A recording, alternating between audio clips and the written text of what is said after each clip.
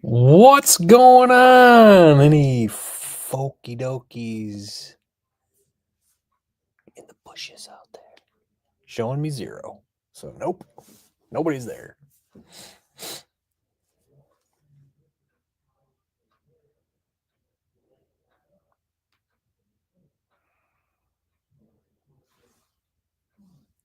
Barbecue Mike was here. Stang domination.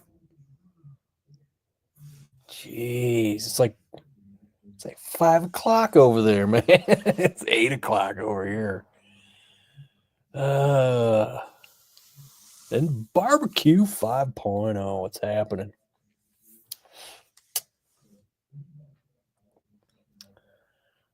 I've been off the last 2 days.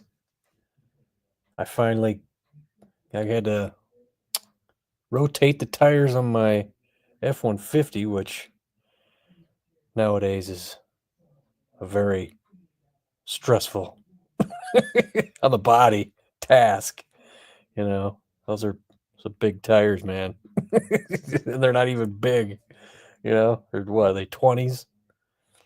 20s? Yeah, they're but what was it? I think the beginning of winter? I think it was. My brake line collapsed on the driver's side. What I mean that it swelled, you know, and it just my caliper clamped down on my pretty new rotor, and ever since then it's been warped. So when I took everything off to rotate them, I took them up to O'Reilly's. They got somebody there that does them. $30 a piece. Ouch. $60, but hey, new rotors are like $100, so whatever. Now I don't pulsate when I slow down. Yeah. You're quick with the time difference. I've had to look it up. It's 3 hours. It's always been 3 hours. It's because, yeah, we're Michigan, so Western Michigan, but Chicago is an hour behind us, which is very stupid. Chicago's not, you know, they're stupid. Chicago. You got stupid people running that city, too. Anywho, took the black in. Oh, took the block in today. Ship the heads. Ship them. Ship it. All right. Yeah, you got the main caps for them. Go all the way there and forgot them. But yeah, of course I had to break out the anti-seize. If you don't know F-150, put anti-seize. At least my year, 2013, put anti-seize. We did, and apparently we didn't put enough, because that's difficult. There was one, I had a flat tire one time. Was this, I think it was like 2023, I think the summer of. Something flew out in the road and caught me. My tires were bad anyway. I needed to get new ones, but it ran out, and I just passed downtown Grand Rapids, man. I couldn't get that freaking tire off. I didn't have a hammer, so I had to walk like a mile to, was it Napa? And I got some blaster, and then I had the Cooches 150-year-old hardware store had a dead blow for me. That was an expensive dead blow. That place is great, man. You need any kind of freaking bolt, they got it. Bins, salty just arrived. And Cooches, that's where I got my keys for the whore. Because they're like the only people in town that do shit like that. I went to freaking Lowe's, and that was a Yeah, they didn't have what I needed. It's hard to get keys for these cars, man. Believe it or not, if you don't have little mom and pop stores like that.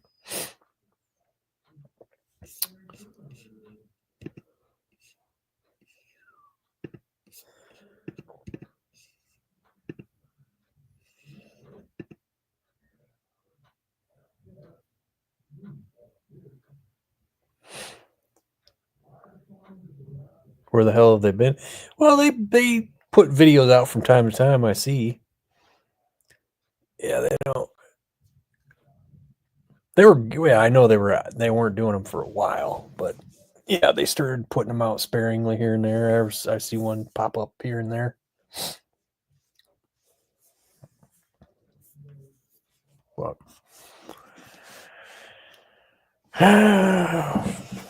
oh, got no bites on 351 engine parts. Some dude asked me about the rockers that I had. And I'm like, oh, I said, he asked me what size 7/16 or half. I said, I believe they're 7/16. I said, I'm not selling these separate. They're going with the heads. I'm not doing that. That's why I didn't list them. I just put them in the picture so they could see, the heads with the rockers. A bunch of times wondering what's been going on. Did I list them on Caleb's site? No, I haven't listed them on there. I don't want to ship them, dude. How do you ship a block? Shipping heads, that's too expensive. Just come get them. Yeah. I mean, you put it on other places. I'm sure you could get it, but I'm sure you could sell them. But it's like now you got to try to get them there. Slammed on the construction business we started. Damn. So we try to edit and post when we can. Want to start getting back into the flow, but don't want to fall behind again.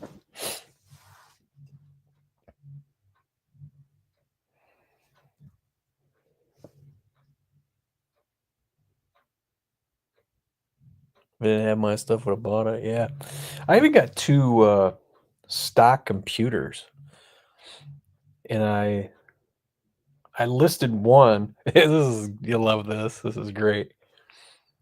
I got an A9P and I got an A9L, and so I went on Marketplace and I was looking to see what the prices were going on these things. Somebody wanted $400. Another person said $395. Another person said $350. Then another $400 and $375. So I played the Price is Right game and put it up for $300. No takers so far, But even though it's an A9P, go either way, automatic or manual. I got the other one. Justin wanted. My buddy Justin says, "Hey, I might need one of those."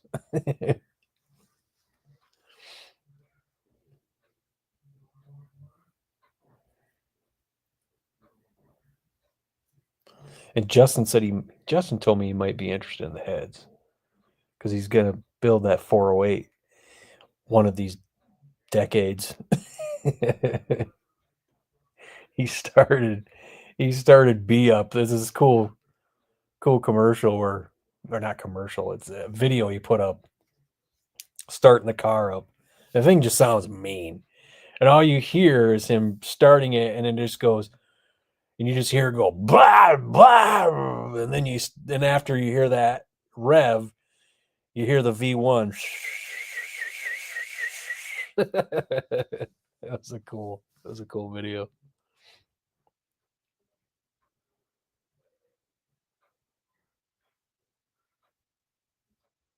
Just saying your ad, you will not ship the block. Yeah, dude, you get these weird people though, who I don't know. I'm not gonna say the person's name, but it's so funny.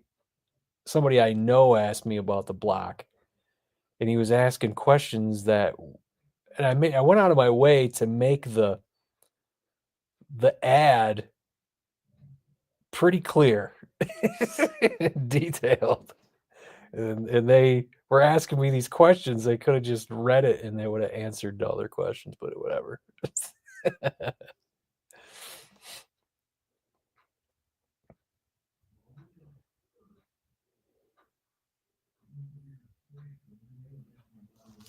A lot of content ready. Just need to put the parts together.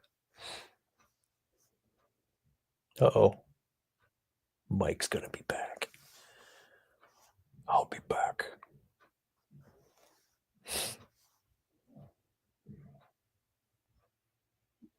I don't want to be rude to the person, either. I mean, generally somebody who's a potential buyer, you don't want to be rude to. And then when they're your friends, you really don't want to be rude to them. You know what I mean?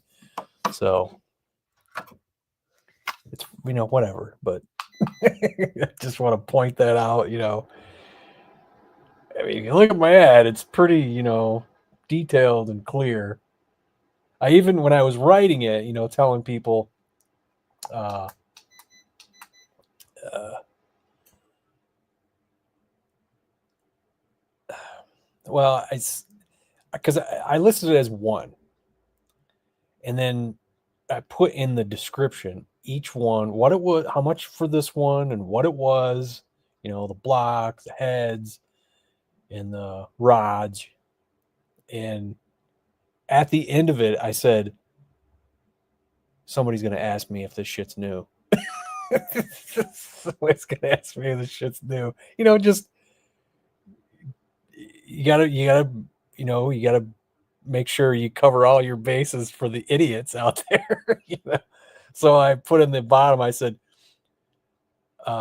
obviously the engine block is not new. The heads and the rods are. To put that in there.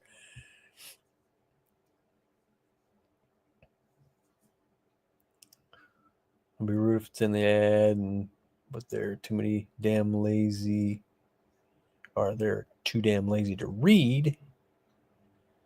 They deserve to be rude to. I'm not about that. You get what you put out in the world, man. I mean, look what's happened to that chick, Angel Reese. That chick is so full of hate for that Caitlin Clark chick. It's so funny to watch. Everything. I mean, that girl just gets shit on because she puts negativity and fucking hate into the world. And freaking that Caitlin Clark chick is like, whatever. She just keeps shooting baskets and making them. And Angel Reese just keeps shooting baskets and misses them. She gets her own rebounds and misses the shots. It's amazing. I hate selling anything on Marketplace, yes. I've had some fun things on Craigslist back in the day when it was free, It was fun. I remember when I was selling my was a 2001 Cherokee, and somebody sent me a message and said, "Yo," he goes, "I got a boat and a Tiburon. Would you trade?" And I was like, "I don't want a boat and I don't want a Tiburon, a boat or a Tiburon or something." I'm like, "I don't want a boat or a Tiburon. I want the money. I don't need that shit." Freaking funny. People are weird, man.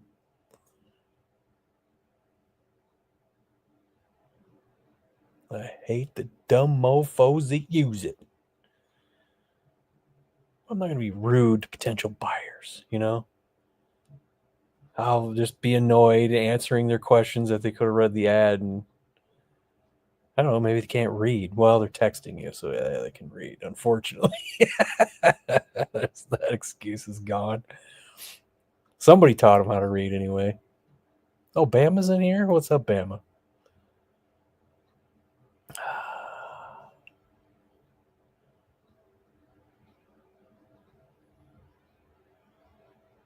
I'm going to take app is your mouth can water. What? I think I had a stroke trying to read that.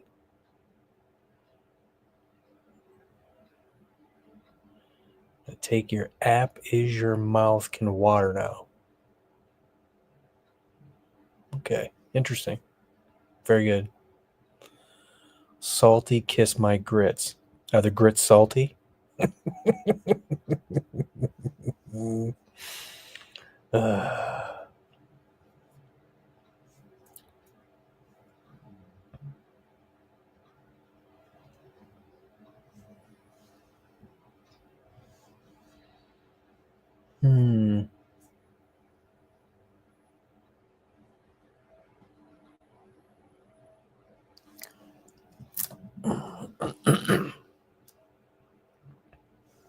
I did get a lot of activity on it though. I can't pull that up.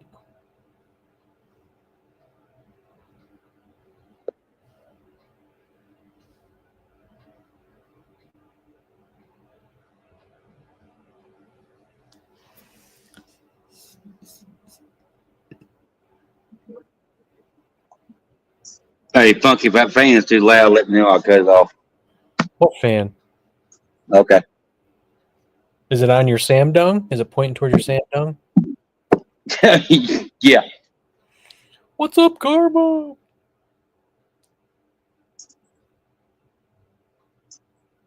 what's this? Oh, Talker, you ain't got no damn muscle. That's for a Jeep. I want that.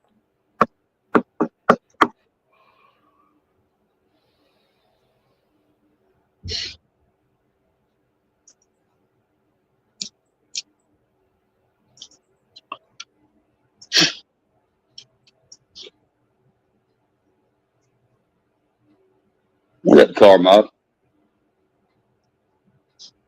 I've had 833 clicks and 35 listing saves. I need somebody to buy this shit. I got Coyote stuff to do. So you talking about your motor and parts? Yeah. Get rid of that. Yeah. I did hear the part where you said everybody wants to trade you everything but money. No, that was when I was selling my Jeep on Craigslist back. Oh, my bad. Gotta go fix my mom's phone again.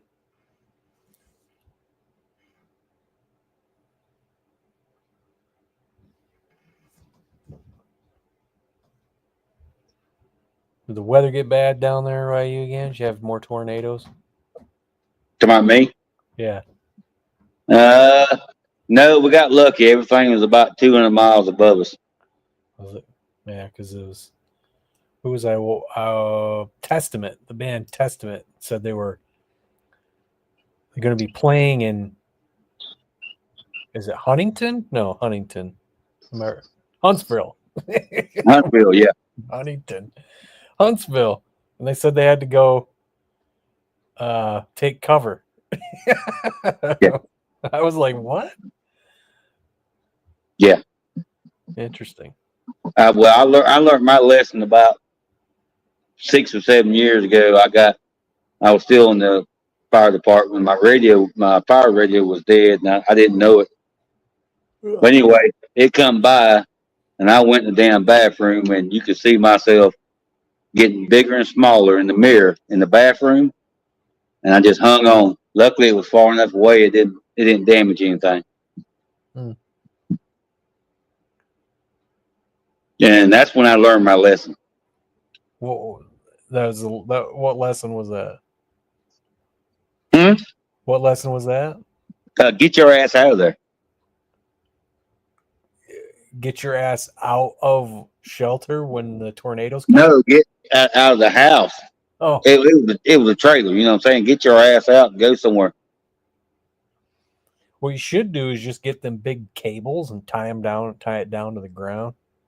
Oh, yeah. Well, they got them, dude. Hell. I know. Well, my last house, every cable held except for 3. And I think there was 8 of them. It pulled the anchors out of the ground, dude. You need to go down. They were still connected to the frame. Well, you need to take those poles and you need to go down to bedrock. Yeah, I agree with that. I agree 100%, dude.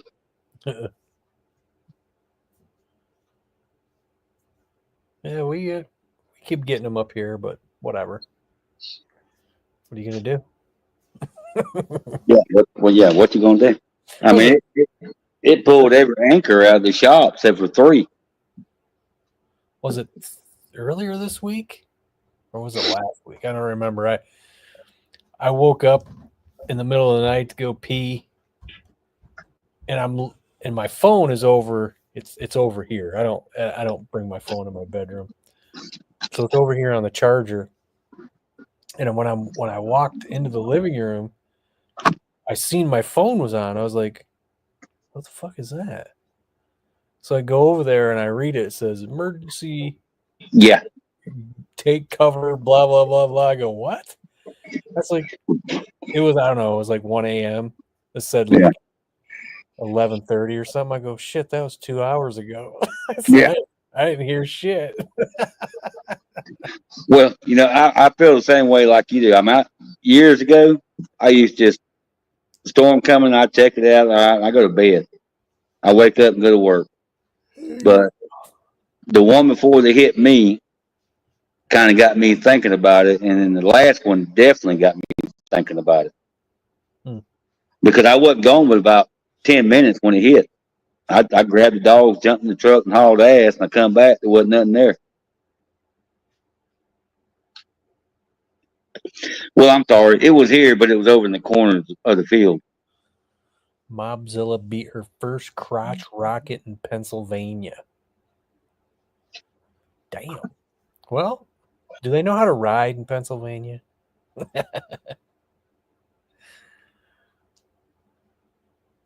Did flames shoot out? Do we see flames when you're racing this thing?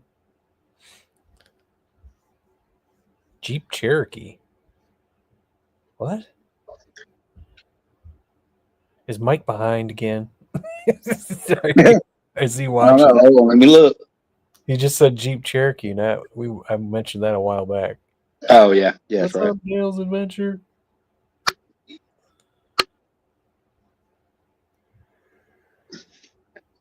Ooh. Dale's barbecue. Oh, he was back. He picked on me and got the sauce.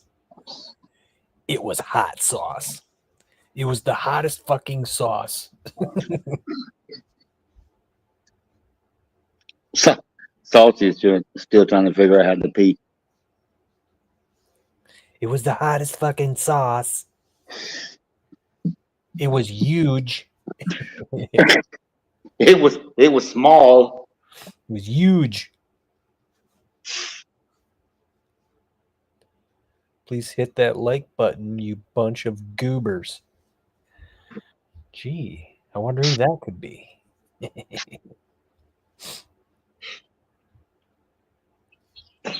No. But Punky, you got a basement in your house, right?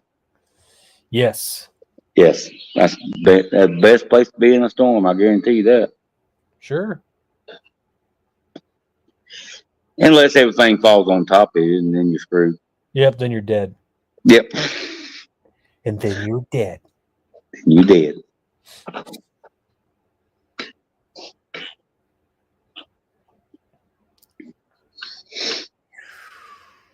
T hits 13. Oh, now he's T13. Okay. I seen that, yeah. I was just going to say, what's going on with that? Is that like a mark on your gun barrel or your stock or what, T? You bunch of boogie eating morons low. Get off the Harley while you tap it. I think he instead of fat fingering, he skinny fingered nothing on that low.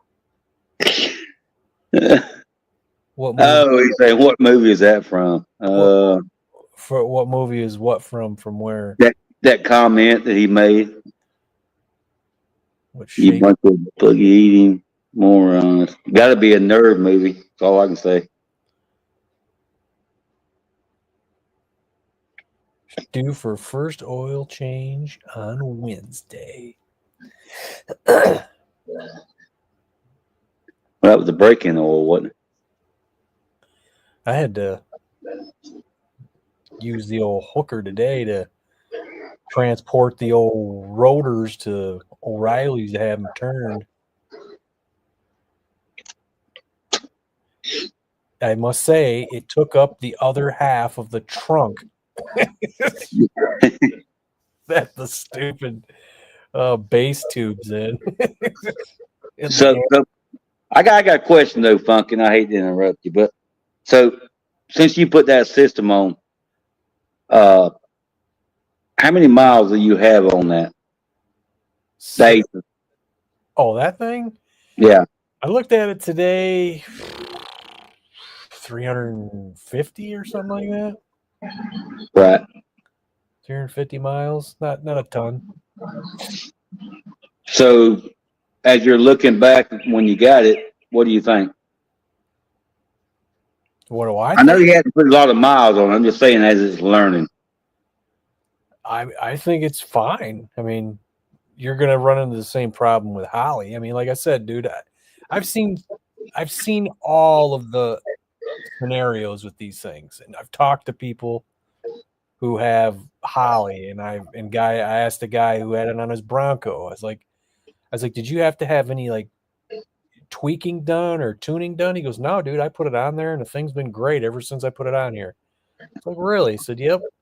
And I've talked to guys who said who put it on, and I said, did you have to do any tweaking? He goes, yeah, I took it over to a tuner because there's a couple things that just weren't right about it, and I couldn't figure it out. And I said, how'd that go? He goes, they took care of the couple little things that need to be tweaked, and now the thing runs great. Okay. And then I've ran into people who are just, I don't want to call them stupid. Yeah. A little naive, I guess. They go to put it on because this is the scenarios that are going to happen. You're going to put it on, it's going to be fine, or you're going to put it on, it needs to be tweaked. And then you got people who sell them on Marketplace because they took their carburetor off, put it on, and it's not running the way they want it to. So then they just said, oh, it's bullshit. And then they just sell it. Yeah. And they put their carburetor back on. It's like, no, your shit needs to be tweaked. And if you tweak it, it's going to be great for you, you know? So, Right. Well, the reason I was asking, I think we talked about it a couple months back. My son got one, so that's why I was wondering. and then mine's just at a place now where it needs to be tweaked. So you're just talking about the fuel and air ratio. Yeah, well, it's like I said, it just does weird shit when you stomp on it. It just falls kind of on its face, and then when you let off the gas in gear when you're going, a higher speed, then it just goes really lean and almost wants to stall. Right. When it should be dumping gas in there. So, and then starting it is strange because sometimes you just start it up, boom. Other times it just struggles. So I'm sure that's a fuel thing that needs to be, tweaked too. So, like I said, there's a couple things that just need to be tuned on it. So, Yeah. Well, I think it just all comes down to learning what you got and what you got to do. yeah. All right. Appreciate it. I was just wondering. Been waiting for I'm just wondering. my motorcycle parts all day.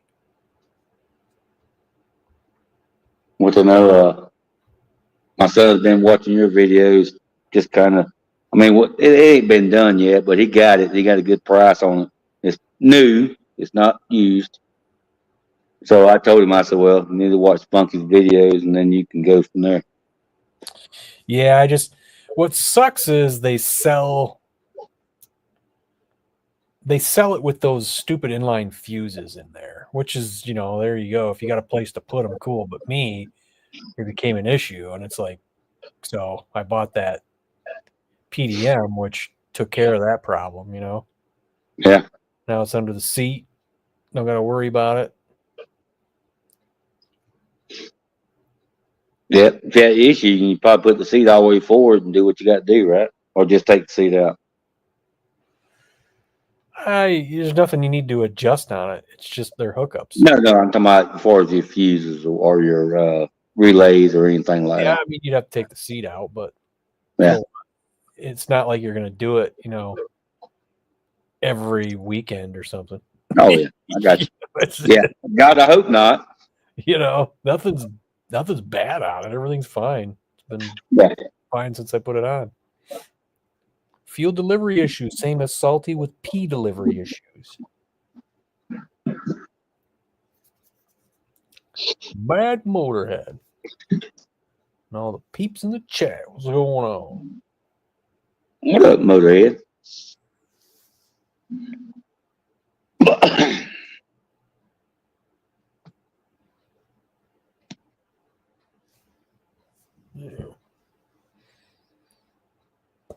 Yeah, I tell you what, there is something weird with that radio, though.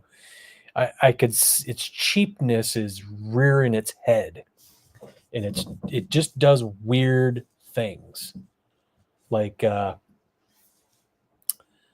power antenna on a radio is basically just an ignition wire to the amp telling it to turn on when the radio turns on. I don't know what that thing is doing. Because I got that wire hooked up to the amp, and I tell you what, if I have the radio on and I start the car, you can hear me starting the car through the speakers. No shit. I was like, what is this? And really?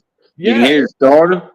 Yeah, and it's like the power antenna, it's almost like it leaves the amp on, and I'm like, that's okay.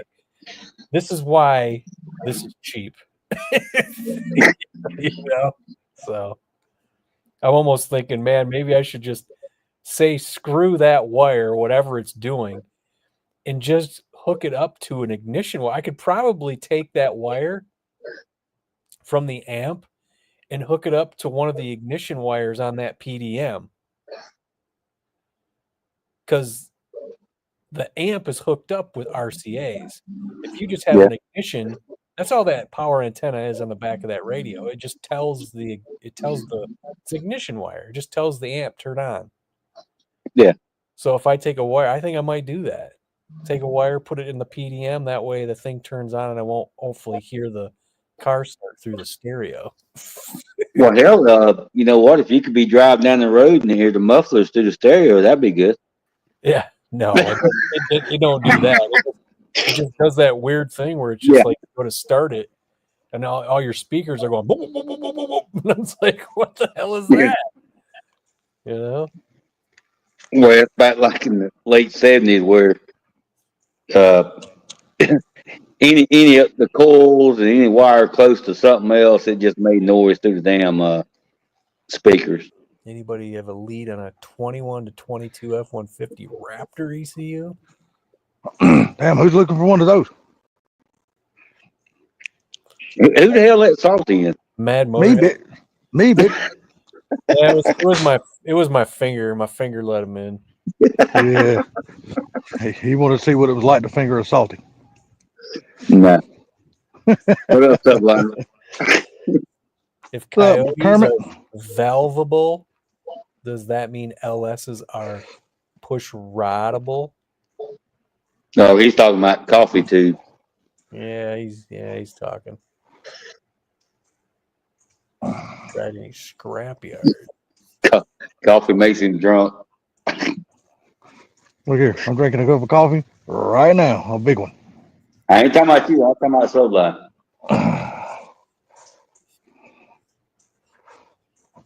Is that Black Snatch coffee? I think it's. I've had. Hey, I will be the first one to admit I've had some Black Snatch before. Here we go. Hey, I ain't ashamed to admit it. As soon as Salty gets on, the live stream goes to hell. I'm gonna tell you something that is true, and this is 100% true. It's all pink on the inside.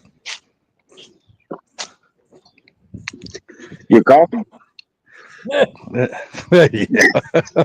You got some strawberry creamer in there, man.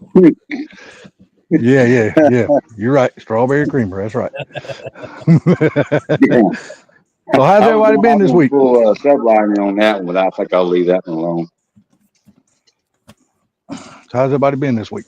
I do got some chocolate covered cherries. There you go. Oh, now that is something I have never had. Not a, I've had them out of the bag. Well, I'll leave it at that though.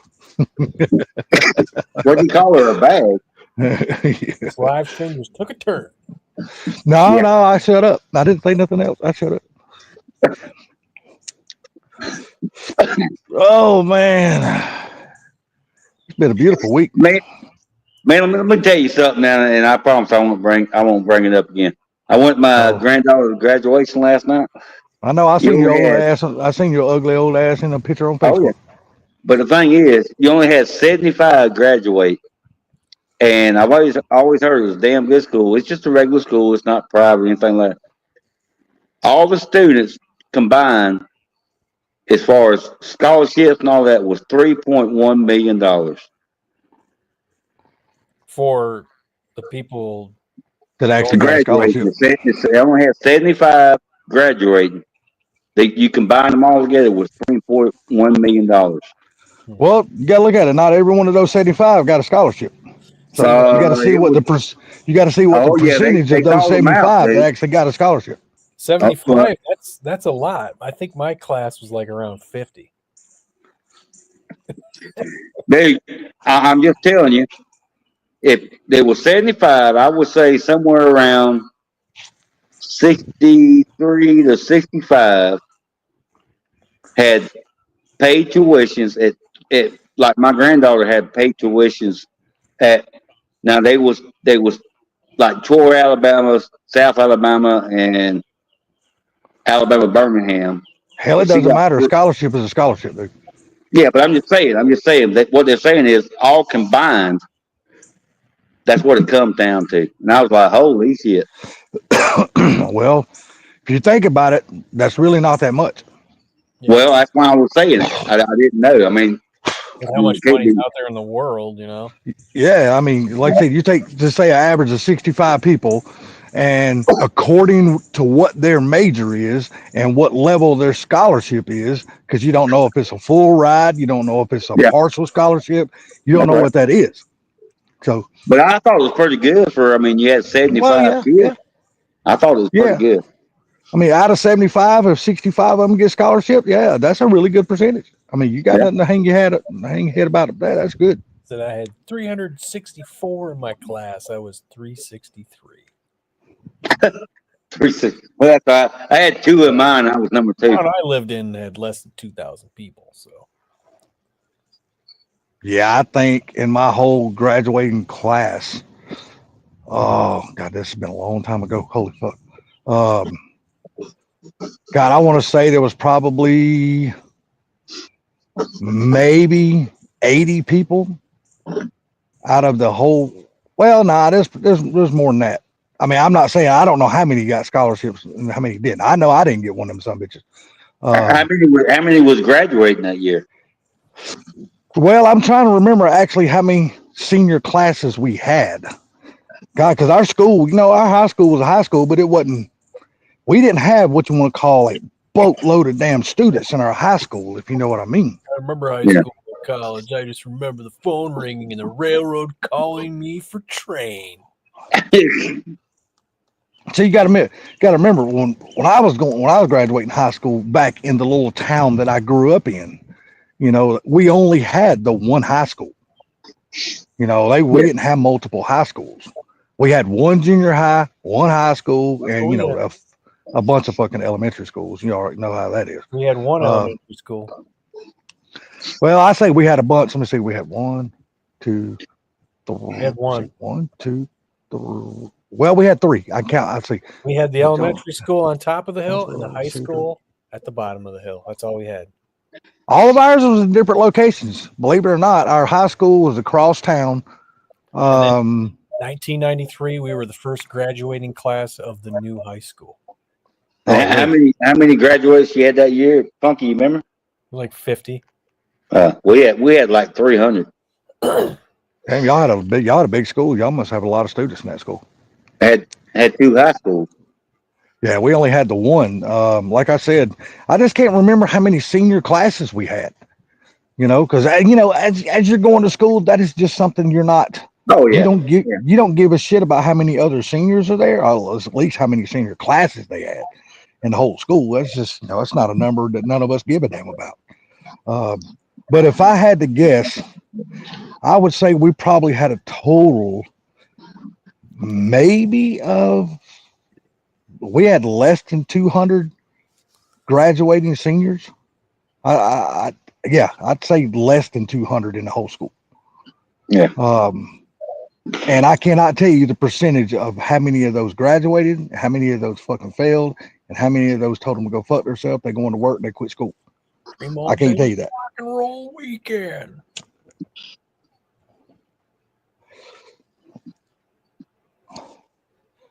Peanut field. Yeah, that's the best lesson you can get right there. Swing day. Howdy. Hey. What are y'all doing? We sitting here trying to remember how many seniors we had in our freaking high school. I had like maybe 70 something. I'm just throwing out a number of 200. It probably wouldn't even happen. I went to a high There's school people in Jimmy home Carter school. built in the middle of a peanut field. Yeah. Went to a high school built in the middle of a peanut field. There ain't nothing wrong with that. Well, it was Jimmy Carter's property. I finished say if it was in the middle of a peanut field, I mean, hell, Jimmy Carter probably had interest in that school then. Bless his heart, he passed away, but he wasn't a very good president. No, I'm gonna tell you what, he was not a good president, but he was a damn good ambassador after he got out of office. Well, he was a very good I will say that. He became friends with a lot of dictators. That's well, that's true too. That's true. They gave him, just because he got the Nobel Peace Prize, don't mean he was a good guy. But he got to know a lot of dictators who did some pretty bad things. Yeah, I will agree with that. I like him funky because he said he's seen a UFO one time. He what? Oh, shit. Yeah, he did. I was waiting on him to say he seen Bigfoot, and hell, I'd have voted for him. Bigfoot ain't real. Nah, it's dead. UFO means unidentified flying object. If you see something flying, you don't know what it is. That's a UFO. Yeah. Exactly. Just like the first person, like on a fucking island out there that lives in the fucking Caribbean that's never seen a drone. If you see it flying over his damn little island, that's a UFO to him because he ain't never fucking seen one before. That sounds like Salty saying I ain't never seen my pecker while I was peeing, so that's a UFO. I seen it before I got fat. I don't know about the flying part. Yeah, I tell you, it's too motherfucking short to fly anywhere. Well, see what I got in the garage now?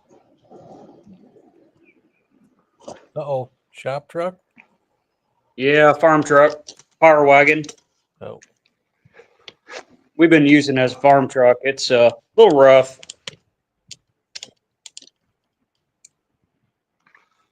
Oh, man. It was a local riot.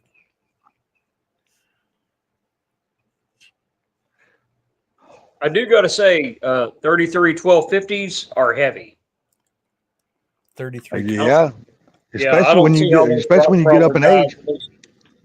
What's that? Especially when you get your ass up in age, they're real heavy. What's 33 1250s? Tires. Oh. Yeah. Oh. I was not thinking of it like that way. Think you can fit those on your Mustang? Well, today I freaking rotated the tires on my truck, like I said, and then I said, well, it's time to get rid of these pulsating brakes. So I took my rotors into O'Reilly's. They turn them for $30 a piece. Were they turnable? Oh yeah. Okay. Did you put the same pads? Did you put the same pads back on? Yeah. They ain't gonna take long for them to start pulsating again. No, one of the rotors got warped pretty bad because of the brake line collapsed on it. Well, you do know, since it's warped, you do know your pad is taking that same shape. Yeah, it'll be fine. Okay. I'm just letting you know. If you start feeling that something's pulsating again, It's probably not your rotor, or it could be your rotor because the pad has reshaped it again. It was the rotor because they were measuring it and it was freaking warped. I know, but what I'm saying is you put the older pads back on there. Yeah. So you got to remember, those pads had the same shape that the rotors had. Yeah, the pads don't rotate. Yeah.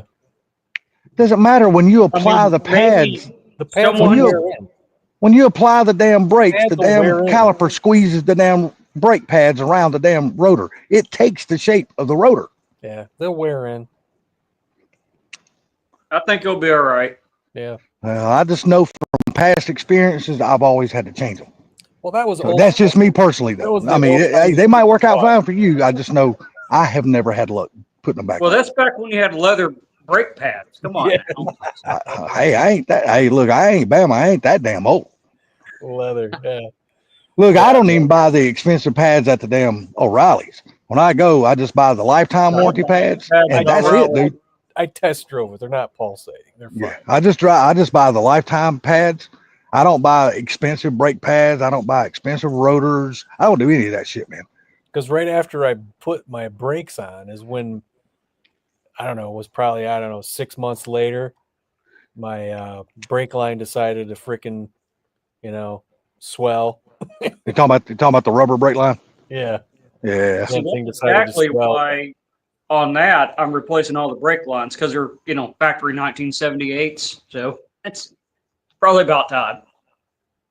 I changed them on my little Colorado here, and it's a 07. When I bought it, I put new brakes on the front. I went ahead and bought brand new rotors. Warped or hell, I bought calipers, pads, rotors, brake lines. I bought all that shit for the front of this thing. What year did y'all graduate? I graduated in 93, dude. I graduated in 87. I'm sorry. I forget to look at chat when I'm on my phone because it doesn't pop up. So hi, everyone in chat. And Bama graduated in the 40s. They're talking about horseshoe pads. There's a chance. I mean, there's a good chance, though, once you apply your brakes again, I mean, since the pads are givable and they wear, they could wear in. Yeah, they could go back to being flat again. I just know when I did it, I turned my rotors and I put the old pads back on the S10 that I had.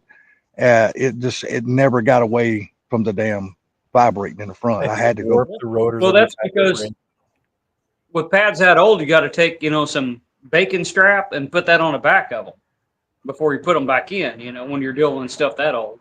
What's you talking about on the S10? My S10 was a 03. It wasn't that damn old. Oh, okay. Using those leather brake pads with, bacon backer in it or anything. No. But I do know you can take your brake pads and you can rub them across concrete on the ground, and you can get them back flat again and put them on, and they'll work. Yeah, you can service your head like that too. I don't think I'm gonna service my head like that. I'll take them to the machine shop, let them do it. Yeah, I'm just gonna put new pads on. I'm not gonna do that either. Yeah, because I'm one of those type, man. I mean, brakes is one thing, but breaking the engine down again and taking the freaking heads off of it and doing head gaskets all over again, man, that's just too much damn work. I'd rather just take them to the machine shop, let them true them up, and then I'll put them on. I don't want to be breaking the damn top end of the engine back down again. Well, you just don't use like a grinder? No, I'll take mine to the machine shop. What about a belt sander? Yeah, belt sander. Hey, I've known people that's done it.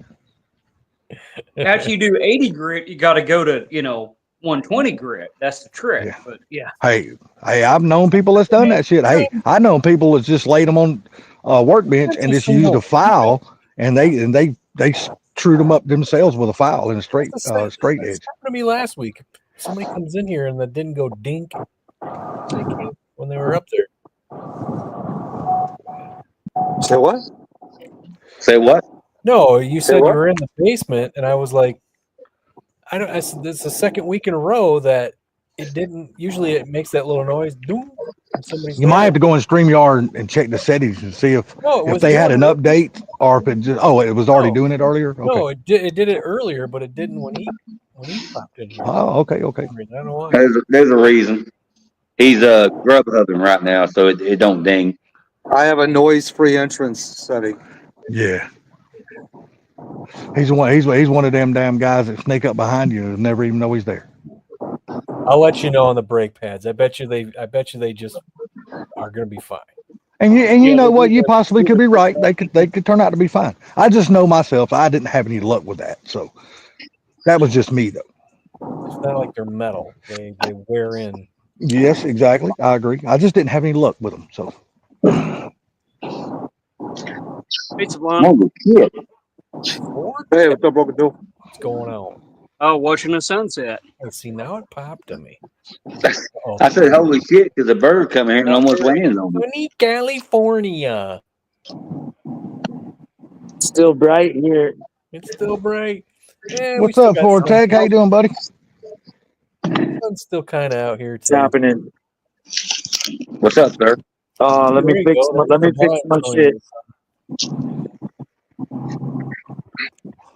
Well, did anybody happen to watch the Cletus in-car camera today during his race? I did. I am not. I'm still at work. Well, I tell you I'm what, like, you can tell. laugh. You can tell him on Daytona and him on Talladega is totally different than him on damn Charlotte because he was getting spooked when cars was exciting. Going a little faster. No, it's just he's got to on a track like that. You got to be in and out of the gas a lot more. When you go around Talladega and Daytona, you just mat the damn gas and hold it there. But on a mile and a half, it's a whole different beast, especially Charlotte. That's a whole different kind of track. I know. What's up, Gary? Once Cletus got a rhythm going, he done pretty good. When he was on the front row, when he restarted, oh my God, he sucked at that. Which I would too, but I'm just saying. He should have pulled down next to him as close as he could and just stay right on his damn bump. I mean, right on his damn tire.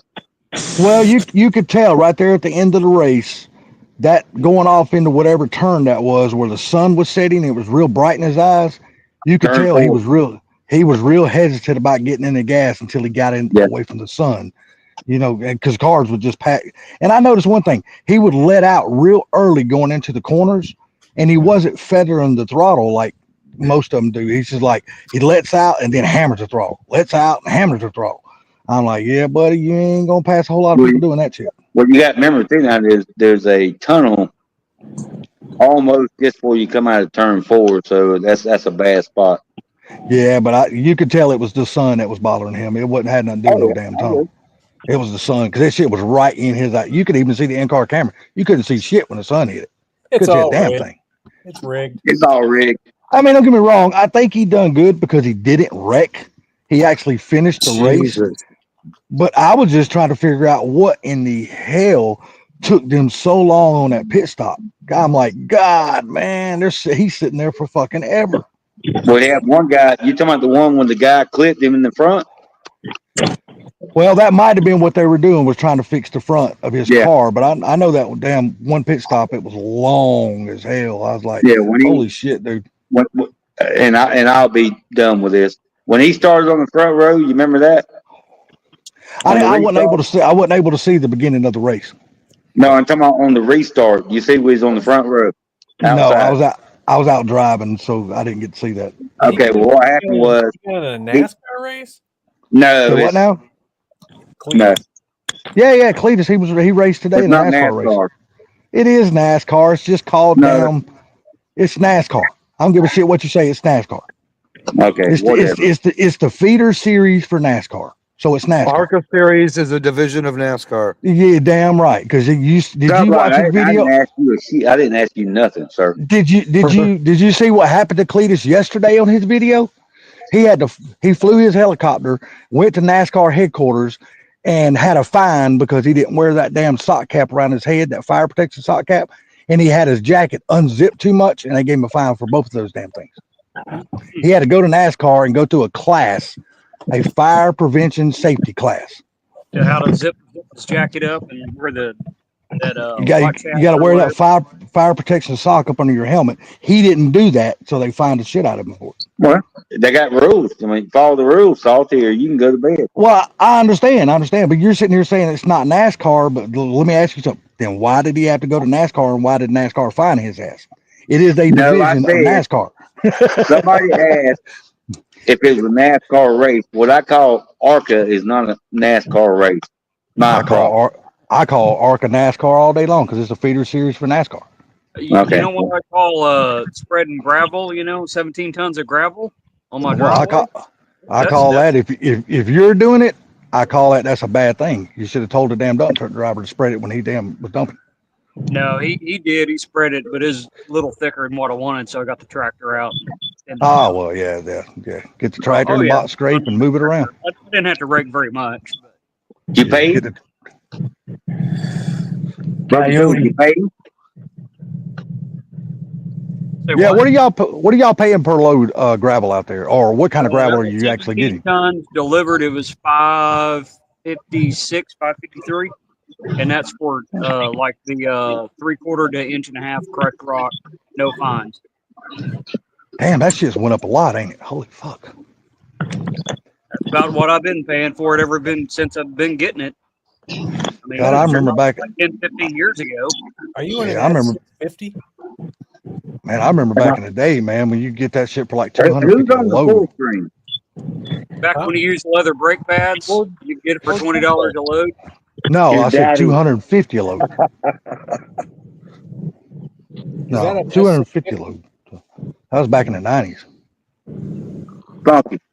God damn, that coffee's 1890? hot. Holy shit. Okay. Shit. I'm not that old. Let's Oh. What's up, Mr. Gary? How you doing, sir? Who said that? Yes, you are. Was that Sublime said that? Nope, wasn't me. I was gonna say, motherfucker, remember you're a year older than I am. A year? Oh, well, maybe a half a year. A half a year? Well, when's your birthday? How about 3 months, 4 months? Motherfucker, hey, guess what?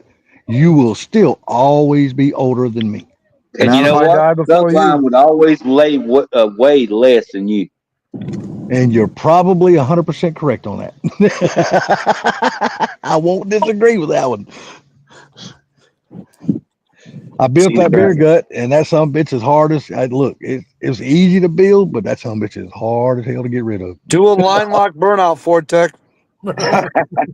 I will when I put some tires on this thing. I'm out in front of the dealership. There's cops across the way, so I don't want to get them. That's why you back up and do it on the dealership property. That it can't do a damn thing to you then. Because then you on That private property. depends on the city. Some cities have ordinances that they will pull you over Well, if you do that. if he's And going to give you a smoke his tires, then California will fine him for Pollution. Yeah. You're right. You're right, Funky. We could get away with a little bit on private property. Anyways, yeah, I'm just getting off work. It's been a long day. I bet so. I brought But now you got a 4-day weekend though, right? yeah, I don't go back till Wednesday. So Well, I there brought you go. the 20 in so I could wash it because we're going to take it to dinner tomorrow at the Texas Roadhouse for my birthday. Oh, well, hell yeah.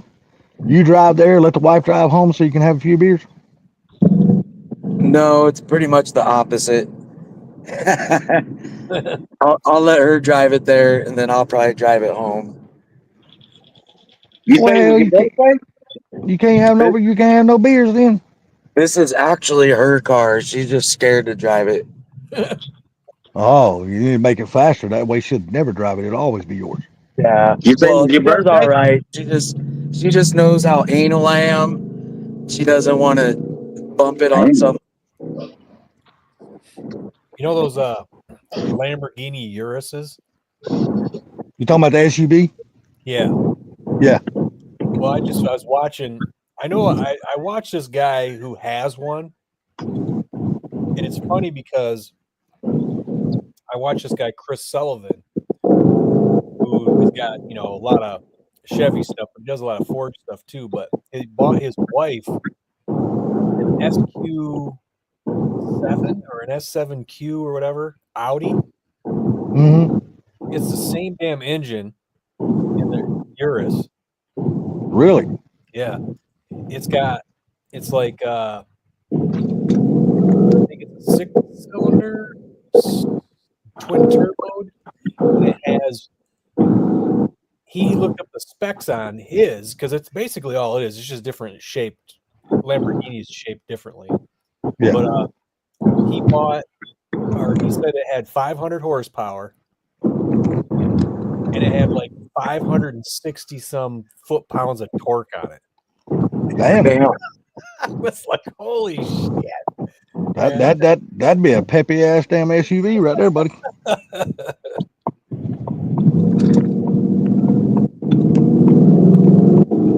Happy birthday, Kim. Happy birthday, Fortuck. Thanks. Yeah, happy birthday, Kim. 53. Still going. Good deal. Good deal. Glad to hear that. I think those Steam Domination dropped out, didn't they? Or they hadn't said that in a while. Oh, I might have. Happy birthday, old man. Oh, yeah. I think I'm behind you, right?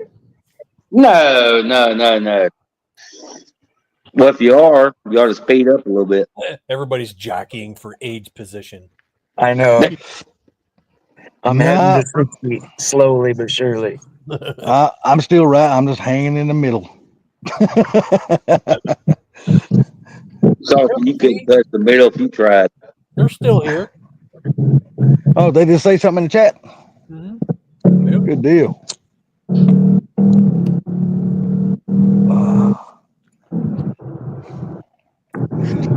I just Did want you to know, guys hear that? Stain Domination, do you guys still got the mock swap Fox body? The Mach 1 swap Fox body?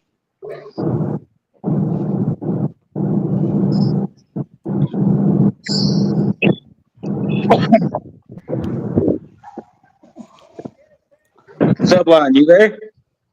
Yeah, I just went through a hellacious line at Portillo's. Uh-oh. Now we know Reach why you out, was muted. You was cussing out the little girl again, wasn't you? reach to the south.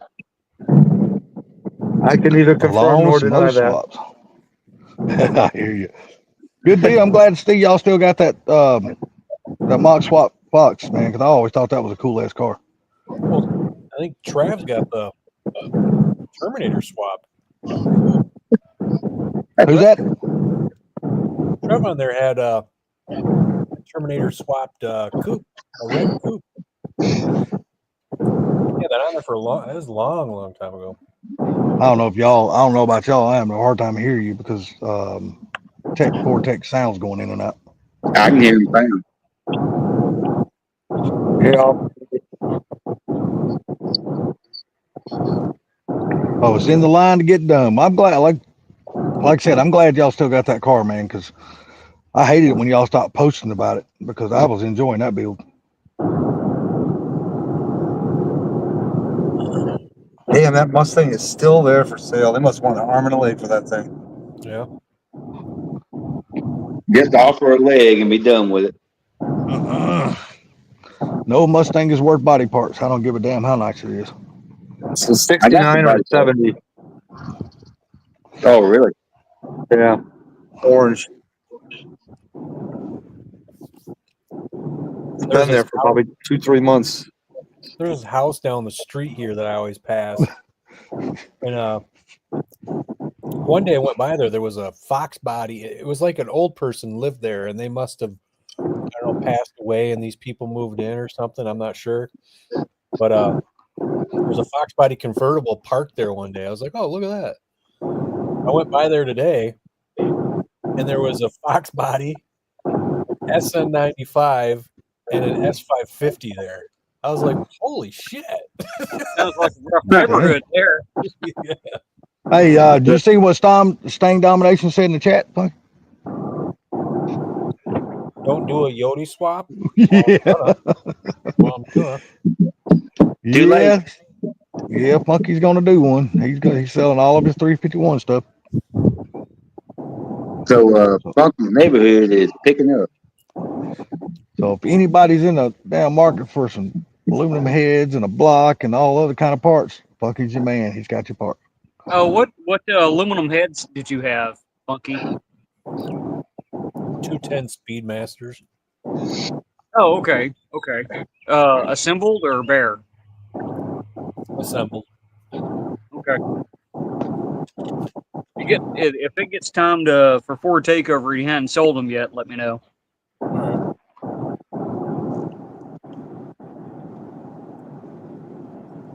He said, "I seen yours." What's that? But you want to sell them all together, don't you? No, he said, "I seen yours," but he must be talking about the Coyote. Did you Yeah. did you see the Valve video? Yeah, nice and clean. Yeah. Oh, Like I He said, said, Yeah, he there's said you're nothing a trying to vacuum and a budget. little, nothing a Sorry, go ahead, vacuum and a little WD-40 won't fix. He yeah. said you're trying to budget. That bank will break. That bank breaks quick fast. So Yeah, it shouldn't I'm be not. much to get the heads done. I mean, Yeah, and then you got a nice done up head. And if you want to do springs or whatever, you can do them then. yeah. Make sure they're nice and flat. And if you want to do any porting or whatever, I mean, you're right there. really, honestly though, you don't really need to do any porting on coyote heads. I mean, no, I wouldn't do that. I would just have them rebuilt, put some new seals in them and everything. Yeah, you can Yeah. make good All power the just out of stock heads. From everything I've seen on YouTube, you can make some really good power with just stock heads. Yeah. Because I know one person that we all know is over 1,000 now on stock heads, stock everything. Well, it just makes Had me it- wonder things like what do you call them things?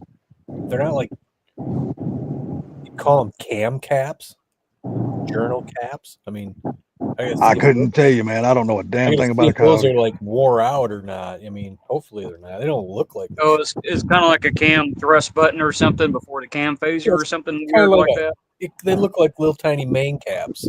Are those the lashes? Huh? It's not the lashes, is it? No, I think they No, call no, I know what you're talking about now. It's the overhead cam. That's how they you call them cam either got to journals, press but the cam in or I it don't know if you folds call up them a like a journal. I thing. call them a cam cap. But I know I talked to Ken, and he said those Mustang cams for the Gen 1s, like you want to change. He said, because you only got to change 2 of the cams. You don't got to change all 4. Um, he said they're rare. They're hard to get. He What? said everybody got them and puts them up for sale. He said they go immediately. Oh, you're talking about intake cams? Yep. He said they say they fly. Whoever's got them up for sale, they get bought immediately. Yeah, that's Well, pretty you good. always go with the ghost cam. Huh? What'd you say? A ghost cam. You can always go with a ghost cam on those, right? I don't know what that is. You lost me on that too. A ghost cam is just a tune that basically locks the cams in position at idle.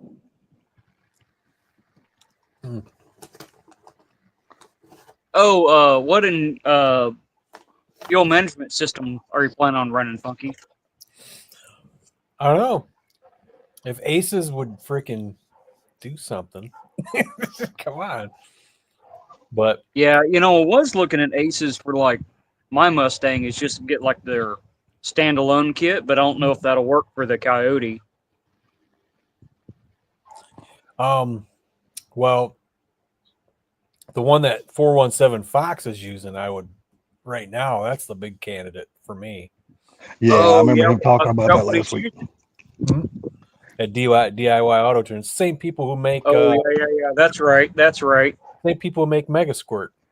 Yeah, I remember that now. And it's all in one harness. Everything's right there, and it's That looked really good. And $2,500. did you see his video on his Nats video on the fuel system upgrade that he did this week? Yep. And then in that same place at DIY Auto Tune has their own digital dashes for like what is it? You get everything. Because Holly, if you don't, you got to get stuff with the dash, and everything's separate. Yeah, with they it. nickel and dime you on everything, don't they?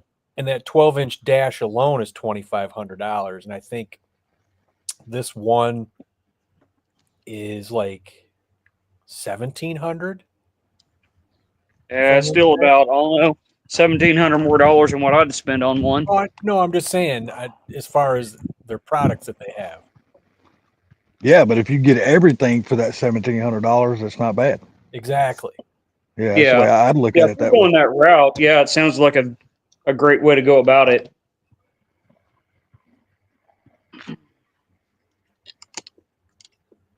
Because that's what 417 did. He got that dash too. Yeah, I think for what you're doing, watch what he's doing, and I think he's done figuring it all out for us. Yeah. Hell, I don't blame Funky. I'd follow his lead too. Shit, if he can find stuff to make the job easier and cheaper, I'd fucking be all over it. Yep. What was it? The $200 fuel system upgrade? That's the video we did this week. That's pretty slick. Yeah. Some of the stuff he had in there. If y'all hadn't watched it. That whole no return line thing. Yeah, because the fuel filter is the pressure regulator. It has the return in it, right? If I remember right. Yeah. Yeah, I was like. So you'll have to run it all the way up to your rail and come back. Yeah.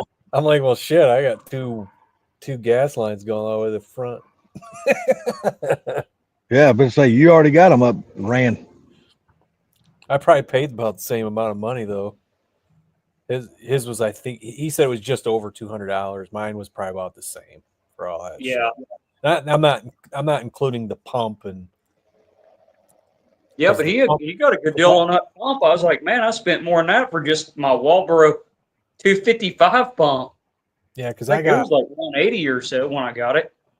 Yeah, my pump is like a 340 Quantum, and I had to get the hanger for it too. So with the later, Gary. Have a good time up there. All right, yeah, take it easy, Gary. You and Kim have a good time, bud. All right, man. Yeah, happy birthday to her.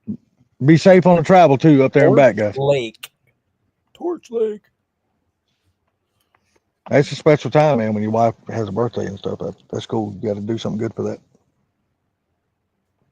Especially when you've been together as long as him and Kim has been together.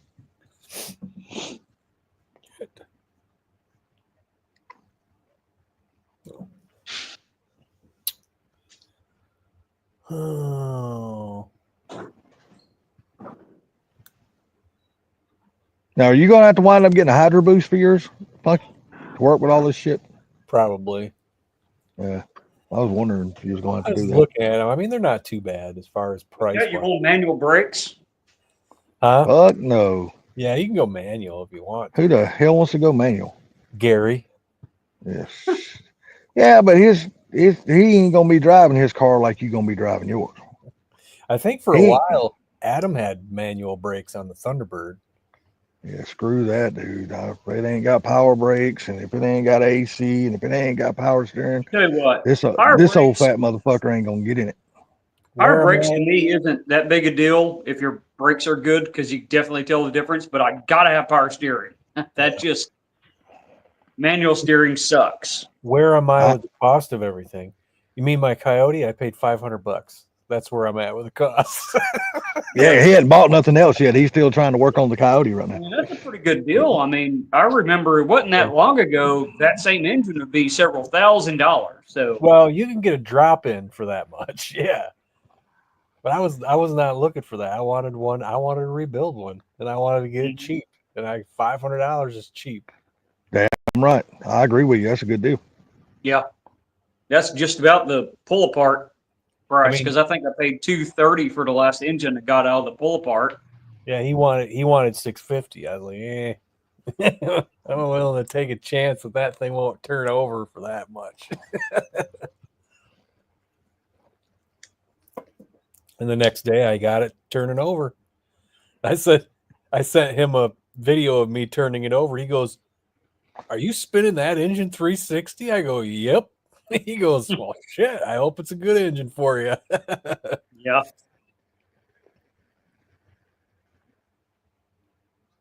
As long as the rings are good, I think you'll be fine. We can find out when you pull the heads if it's good or not. I haven't got anything else. No, I haven't bought anything else for it. I can't, because I gotta wait till I saw my 351 stuff. I got a 351 30 over block with cam bearings ready to be built. I got a set of freaking 210 Speedmaster heads, brand new, and 385 crank, and I got rods for it, but I don't have pistons. Excuse me, but yeah, that's what I'm trying to sell. Now on the that crank that you got in there, that's Yeah. that stroker crank. How do you get all that stuff to balance out? Oh, you'd have to take and get it balanced. Okay. Yeah, if you were to buy like Ford Blue told me, he goes, if you bought it all in a kit, then you wouldn't have to worry about that. Oh, He goes, gotcha. but if you're buying all the pieces here and there, he goes, then get it balanced. I'm like, all right. So, Yeah, I didn't know if there's going to be any issues with getting it balanced or not. let's see. Because that 351 I got, it needs rods, and I'm not even going to attempt to use the crankshaft. It's just going to go wherever. It's pretty bad. Marcio Tiza, what's up, dude? New start, new alternate, or new starter, new alternator, new battery, but battery terminals are loose and voltage is below 13 with or without jumper. What can I do? Tighten up your battery terminals. Yeah. You just said they were loose. Tighten them up. One of them could be faulty. Bad battery, Well, I mean, bad alternator. yeah, I mean, you would still want to trace your. Well, he just said his battery terminals were loose. First thing you need to do is tighten those up. I'd start with the simple things first. Tighten those battery terminals up. Make sure they're not broke or anything weird. Make sure your battery cables are good. Now make sure your ground. If it's Ford, make sure your grounds are freaking good grounds. Yeah, all Yeah, 50. 100%.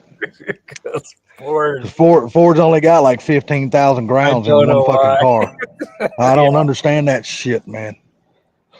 And you got to have a ground. The ground on the left side doesn't go on the right side. You got left grounds, right grounds, up grounds.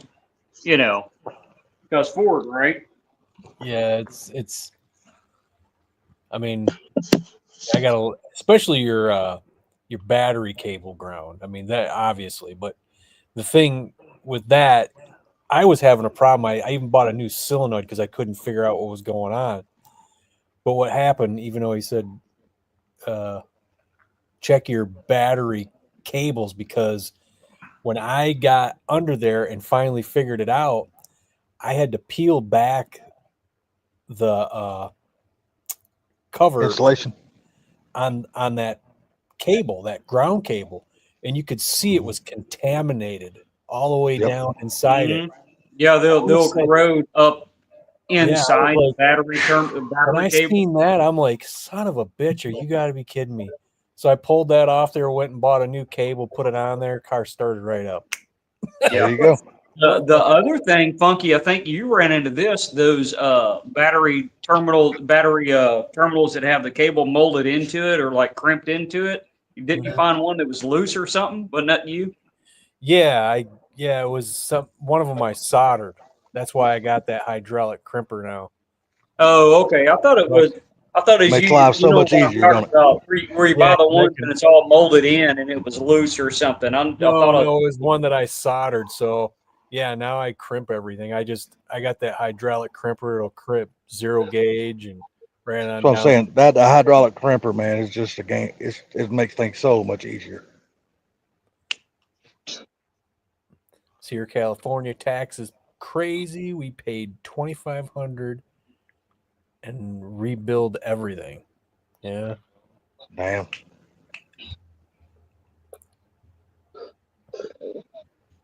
Well, I'm going to hop off here. Y'all have a good one and everything. Just want to drop in and say hi.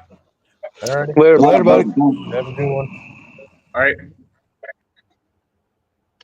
Is wire tuck easy on a 95? I don't know. Is it? Well, the best way I can say that is you have to take the fenders off and see where your holes are at. Basically, that's all you can really do is take your fenders off and see where your holes are at. See where you can push wires through and where you can't push them through. I've never taken anything. I've never taken an S95 apart. I mean, I'm sure they're not that much different than a Fox because the fronts are the same. But Yeah, it's a Fox body chassis, so I don't see it being much different. They might have cut the holes in different places. You'll just have to see, and you might have to buy longer wires or shorten wires up or whatever. I mean, it's just you won't know till you take your fender off and see. Basically, that's about the only thing I can say. And remember where all your bolts to your fender, and remember where all your bolts to your inner fender wells and what little humps they might have in them. Don't accidentally put wires in places where all that shit goes, because then you'll be hating life because you have to take that shit apart and redo it. Because then when you got to bolt the fender on, then when you got to bolt the inner fender on, like this motherfucker won't fit. Didn't you run into that too, Funky? no, fenders go on easy. It's the Yeah, I'm talking about the inner fenders. yeah, no, the inner fenders can be a problem. Yeah. Yeah, you just got to remember where all that shit bolts up and how much clearance you got between all that shit, and that'll let you know what you can run, where you can run, and stuff like that. So, I mean, it's all time consuming. You got to remember when they built these cars, they didn't design nothing to go through there. So you're doing it. So you just got to take it as it comes.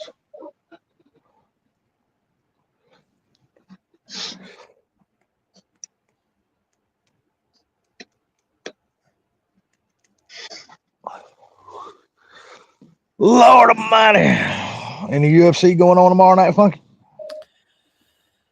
I don't know. Possibly. Maybe. Well, he hadn't paid for any pay-per-view, so if No, if there would have been a pay-per-view, he would have already known it. Actually, it's next weekend. Oh, so you got the weekend off from UFC, huh? I do. So you saying that like I fight? Well, basically, I say that is because every time there's a really good pay-per-view comes on, you always buy it. So Hey, I just I like watching people trying to strangle each other and beat the. hey, ain't nothing wrong with that, man. You like what you like. Ain't a damn thing wrong with that. There's no hiding when you're in there. Yeah. More importantly, no face slapping contest going on.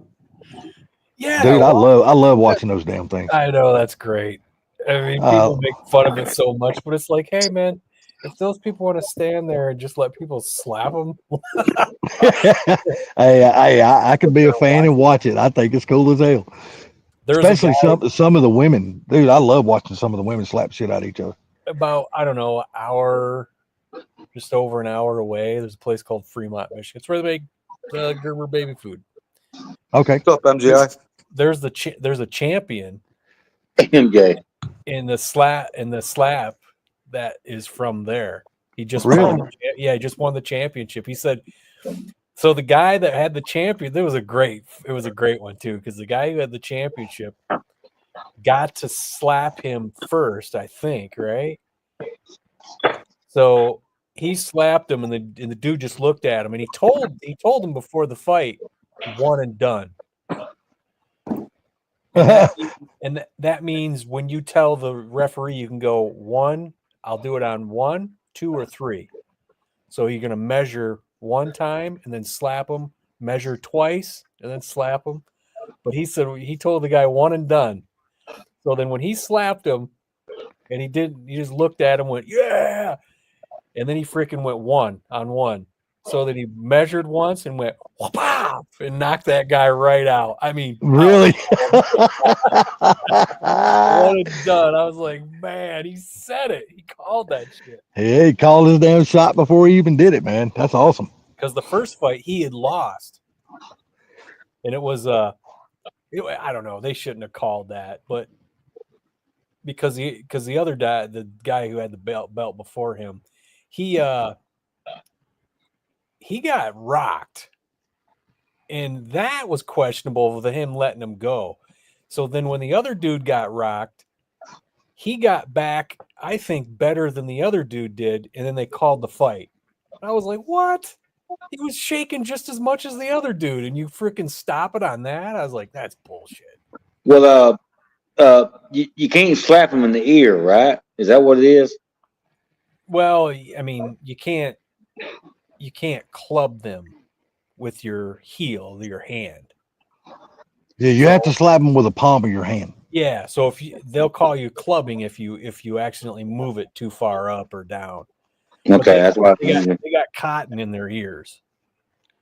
So when they smack them, because sometimes they smack them so hard they knock the cotton right out of their freaking ears. I've seen them bust people's eardrums, man. They Yeah. slap it so damn hard, blood starts running out in people's ears, I and you like is automatically know what happened. What I like is when these sons of bitches are slapping the shit out of each other, and neither one of them are going down. And by the end of the fight, half of their face is just freaking swollen. Yeah, Well, exactly. well, Salty, I think you're old enough. You remember the first slapping match they ever had, right? Back in the late 70s?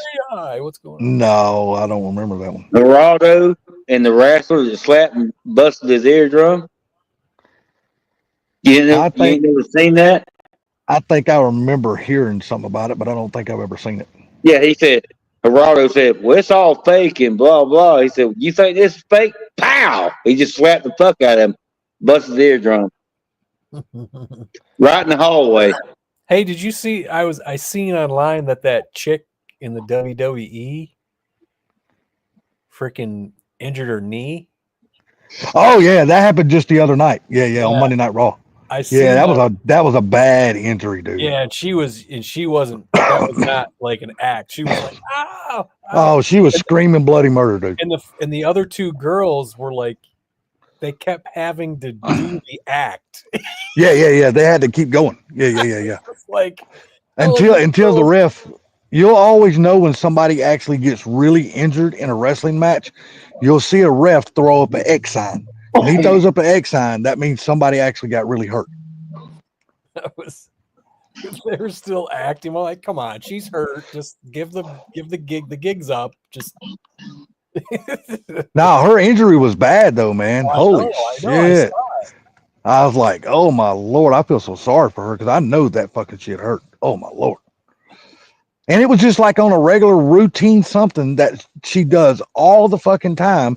It's just the one girl they haven't really released it, but if they haven't released actually what happened with the opponent she was trying to do that jumping drop kick to, but they don't know if she went early, because if you look at this span that she had to jump, it was a really long fucking span. Yeah. But what I think is, in a couple of the wrestling podcasts that I listen to, they think the girl that was supposed to receive the drop kick was out of place.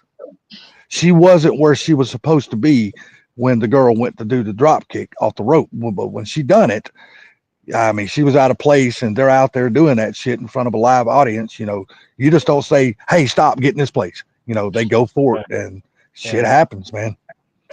I mean, there's certain things, certain moves they do that are planned, but there's some stuff that they just kind of ad lib, you know. Yeah, they just call on the fly while they're out there. Yeah. Yeah, it's like when Owen Hart broke Steve Austin's neck. I mean, damn, I thought he was dead, dude. Literally, you seen, because when they do the pile driver move, the head is not supposed to be below the guy's thighs. Yeah. And his whole fucking head, his neck and everything was below his damn thighs. And when he landed, Steve Austin's neck just almost like turned 90 degrees sideways. I was like, holy shit. Yeah. And he said, if you ever listen to his podcast and listen to him explain, he goes, for about 45 seconds or a minute and a half, he goes, I was a quadriplegic. He goes, I couldn't feel a damn thing. He said, I was laying there. He said, I was telling my body to move and nothing would move. He goes, I didn't know what the hell happened. And then what made it so bad, it was either, I can't remember how many years after that had happened, is when, you know how like some of the wrestlers, they'll lower out of the ceiling on a cable and shit like that to come down to the ring and things like that. Yeah, Owen Hart. Yeah, they were lowering him down and the fucking cable snapped and that motherfucker died as soon as he hit. I mean, it was terrible, dude. I was actually watching that show when that shit happened. Yeah, it was terrible, man. I mean, I've heard of wrestlers dying in the ring before, but that was the first time I'd ever seen somebody fall off of one of those damn cables. And you knew if he was either really fucked up or dead, because the whole audience in that whole damn arena just went fucking silent. Nobody said shit. You seen that freaking Mexican tall ship running into the Brooklyn Bridge? Yeah, man. What kind of stupid shit was that? And all those people were up there on. They do this thing where all the people go up on top of the masts and they stand there. That's just one of the things. And they were doing that when they were running into the freaking Brooklyn Bridge. I'm like, what in the hell?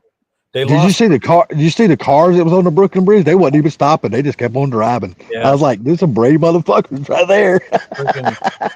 Was that 100 and some odd year old bridge? And it didn't even freaking flinch. It was like, what the fuck's this sticks? They lost power on the ship, right? Yeah, something. Well, I don't know if they lost power or not, because the lights on the mast and all that shit was still lit up. No. Well, they said read they lost power to the motor. Oh, okay. But say, because the light on the lights that they had strung up to the mast and shit, all that shit was still lit up and shit when they hit. They had lost propulsion into their. So they didn't even have a way of even throwing it in reverse to try to slow themselves down. Well, they were going backward. Oh shit! Yeah. Or I'm talking about throwing it forward, try to go the other direction or whatever. I think the current was taking them or something, but yeah.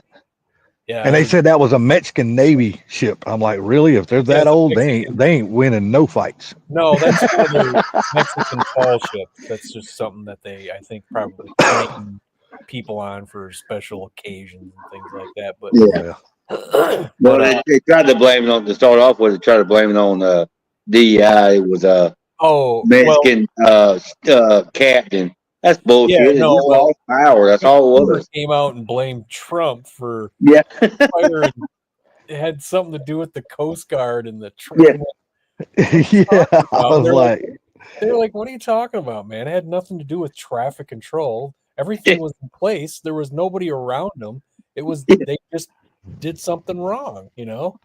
Either that or just the machine just lost. You couldn't steer. You couldn't do anything. So you're going. Right. That guy's an idiot, man. It's another politician that's been in there too long. Yeah, I'll be right back. I got to call a coworker for tomorrow. Okay, buddy. No, you don't. Yeah, man. He's getting the guys out the door tomorrow because I got to go to my grandson's graduation. So I got to let him know what's up. Congratulations. Thanks. Yeah, thanks. Yeah, that's all I get. It's mighty funny though. Is no matter what happens, have y'all noticed this? No matter what the fuck happens, it can be something as simple as somebody dropping their fucking phone. It's Trump's fault. Yeah, I know. Every single fucking thing, it's automatically Trump's fault. Whenever he does something, then they're like, oh, no, we don't do that. Well, today, the last 3 weeks I played golf really good, and today I played with my brother, and I sucked, and I blamed it on Salty. What I think Trump needs to do is he needs to come out and say, I just want to say, I love breathing. Yeah. To see if these people will actually stop fucking breathing. It's the greatest thing in the world, this breathing. Mm-hmm. We can't breathe anymore. So fuck yeah, I know you've been following it like I have. What do you really think is going to happen between this Jasmine Crockett shit and this AOC? Do you think they're actually going to kick them out of Congress for this shit? For what shit? No, Jasmine Crockett's been going around saying some really bad fucking things, dude. I mean, some really bad shit. She's a fucking moron. She's stupid. She's an idiot. Yeah. But the thing is, if you're not gonna kick Omar out. Hold on there, Bama. Let the fuck you finish what he's saying. I mean, I'm sorry, Fucky. I thought AOC was stupid. Oh yeah. I didn't think anybody could be more stupid than that woman. This chick is dumb. You're coming in Congress and you're speaking ghetto.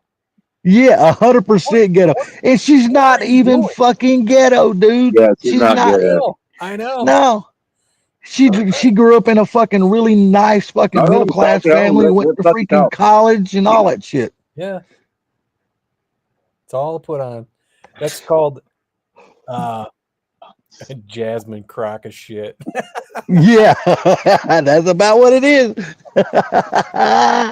She's fake. That's just the same, just simple as that. She's just fake. She lies, you know. It's just there's garbage, dude. They're awful people. Man, they're really going after AOC for what she said, though. You know, after those people stormed the that damn what was it? That assaulted the ICE agents and then said they were assaulting us. yeah, and like, then well, she come on and made that damn speech. Said, It's if like, you what? lay a finger on them, we're gonna have a problem. Boy, I tell you what, they are after her ass for that shit because they're taking it as a threat. Yeah, good. Expel them. Expel the one who got arrested for assaulting an officer and saying she didn't, even though it was on camera. Yeah, Well, that's what they all say, dude. It's like you need to go. You don't belong in Congress. yeah. Like, how can you deny it when the whole fucking world's seen it? That's the part I don't understand. So you got to understand, there's some people that don't watch that shit. All they watch is what she says. That's the stupid people in this country. But the problem is, Bama, even It the don't matter. people that now what I'm saying is, even the people that actually seen it are coming out on her side, Yeah, saying that and- she was in the right, other people and the Yeah, ICE agents were in the wrong. I'm like, hi. I said, motherfucker, what are you watching? Yeah, it just You goes damn to sure show not you watching what I'm watching. how bad these people are. It's like you get something of their guilt on camera. There's video of it, and then they double down and go, "That's not how the way that went down." yeah, it did go that way. It did But go look, down that way. look at all the people We who got watch people CNN evidence. for all No, it these doesn't matter. years. The video doesn't matter. The truth doesn't matter. The truth. Yeah, the truth don't matter. That's right. Truth That's don't right. matter. I don't care what that video shows. That video's lying. Yeah, and you know, it's not only that we can actually see it happen, but we could hear that shit happening. You know what I mean? We heard all the audio with that shit. I'm like, how No, can I you didn't fucking hear it. even deny it? I never I'm like, seen what the fuck is wrong with you people? it. I never seen it. I don't understand. I'm like, how the fuck can y'all deny this shit? I'm like, what the hell? Well, because Salty, what it comes down to, they believe so much shit over the years. They can't come to reality and say, you know what, I was wrong. That's what it comes down to. My thing is I hope that these fucking people out here in the country are not being brainwashed still and believing this shit. It's not like it was. I believe it's changing. That's like when you got Democrats who are doubling down on in favor of violent criminals. Yeah. They just keep doubling down in favor of these violent criminals over the victims and all this other stuff. And it's like, just keep doing that, please. Yeah. Yeah. Please keep doing that. Keep doing it. But the thing of it is, if it doesn't turn, and I ain't saying what they're doing, I don't want them to stop because I'm like you. I want them to continue doing that. But if the American people doesn't see where the violent criminals are being prosecuted and things happening to them, I'm not talking about the illegal that's being shipped out. I'm talking about the violent American criminals that are doing this shit. If we don't start seeing them being prosecuted, imprisoned, and shit like that, then people are going to start losing faith, and they might say, "Hey, it's time for a fucking change." It's already been happening. All I'm saying I is, lost my faith when Bongino and what's his name said that Epstein hung himself. I don't believe that. Yeah. Call me well, what you know what? I don't care. You know what? I don't care. I look at it like this: he possibly could have hung himself. No. Anyway, if you'll let me finish, I will explain what I'm talking about. You ever let me finish? But go ahead. But going by what the experts say, and I ain't no motherfucking expert. I'm only going by what I hear. Yeah. What they said is he possibly could have hung himself. He could have paid those people to allow him to hang himself. Okay, I agree. So you're going to pay 4 guards to leave or go to sleep, Then you're gonna pay him to cut the cameras off. Then you're Well, gonna pay him to bring you jumpsuits, extra jumpsuits, so you can hang yourself. well, I don't but think but so. but but you also got to look at it in this context too. And this is the same expert saying the same thing in the same damn interview. They I said don't you believe it. got to you got to look at it like this. Nope. He knowed he was a hunted and wanted man by the Clintons. He knew that they wanted him dead. Okay. And they were going to get him one way or the other. They were going to make sure that he stopped breathing. Okay. All right. So, So let me instead of him being taken out by the Clintons, he knew his life was over anyway. So I'm just now Salty. look. I'm Hold only on. repeating what I hear from the Okay. experts. Now Let me I don't ask know you a how all this question. shit really went. You know. Let me ask you one question, and I'll shut up. If I was a very top guy, I had so much money, and I had the influence and all, and you knew that I would come for you, would you try to survive or say fuck it? Now I'll shoot my fucking brains out. Which one would you Well, do? well, you also got to take in this context. No, hold on. I'm asking you a question. If you Don't are a change it. free man out on the street, then your instinct is right there to survive. But if you are locked up in a maximum security prison where you know It's you not can't get out, okay. All right. you see Well, what I'm saying? you He's already a caged animal. He knows he's not going anywhere. And that's what they said. They said he knew there was no way out of there but death for him, one way or well, the other. Free off. So his certain lawyer said that years if past, something happened to me, I'm labeling. not killing myself. That's it. Sorry, Oh, fuck. well, is he still in prison for the alleged violent crime? I mean, or is he out? Out on, and he's been out for years. Who's this?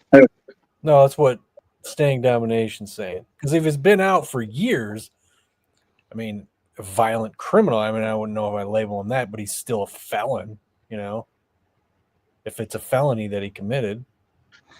Yeah, but in the Epstein case, he was locked down in a maximum security prison. He wasn't going nowhere.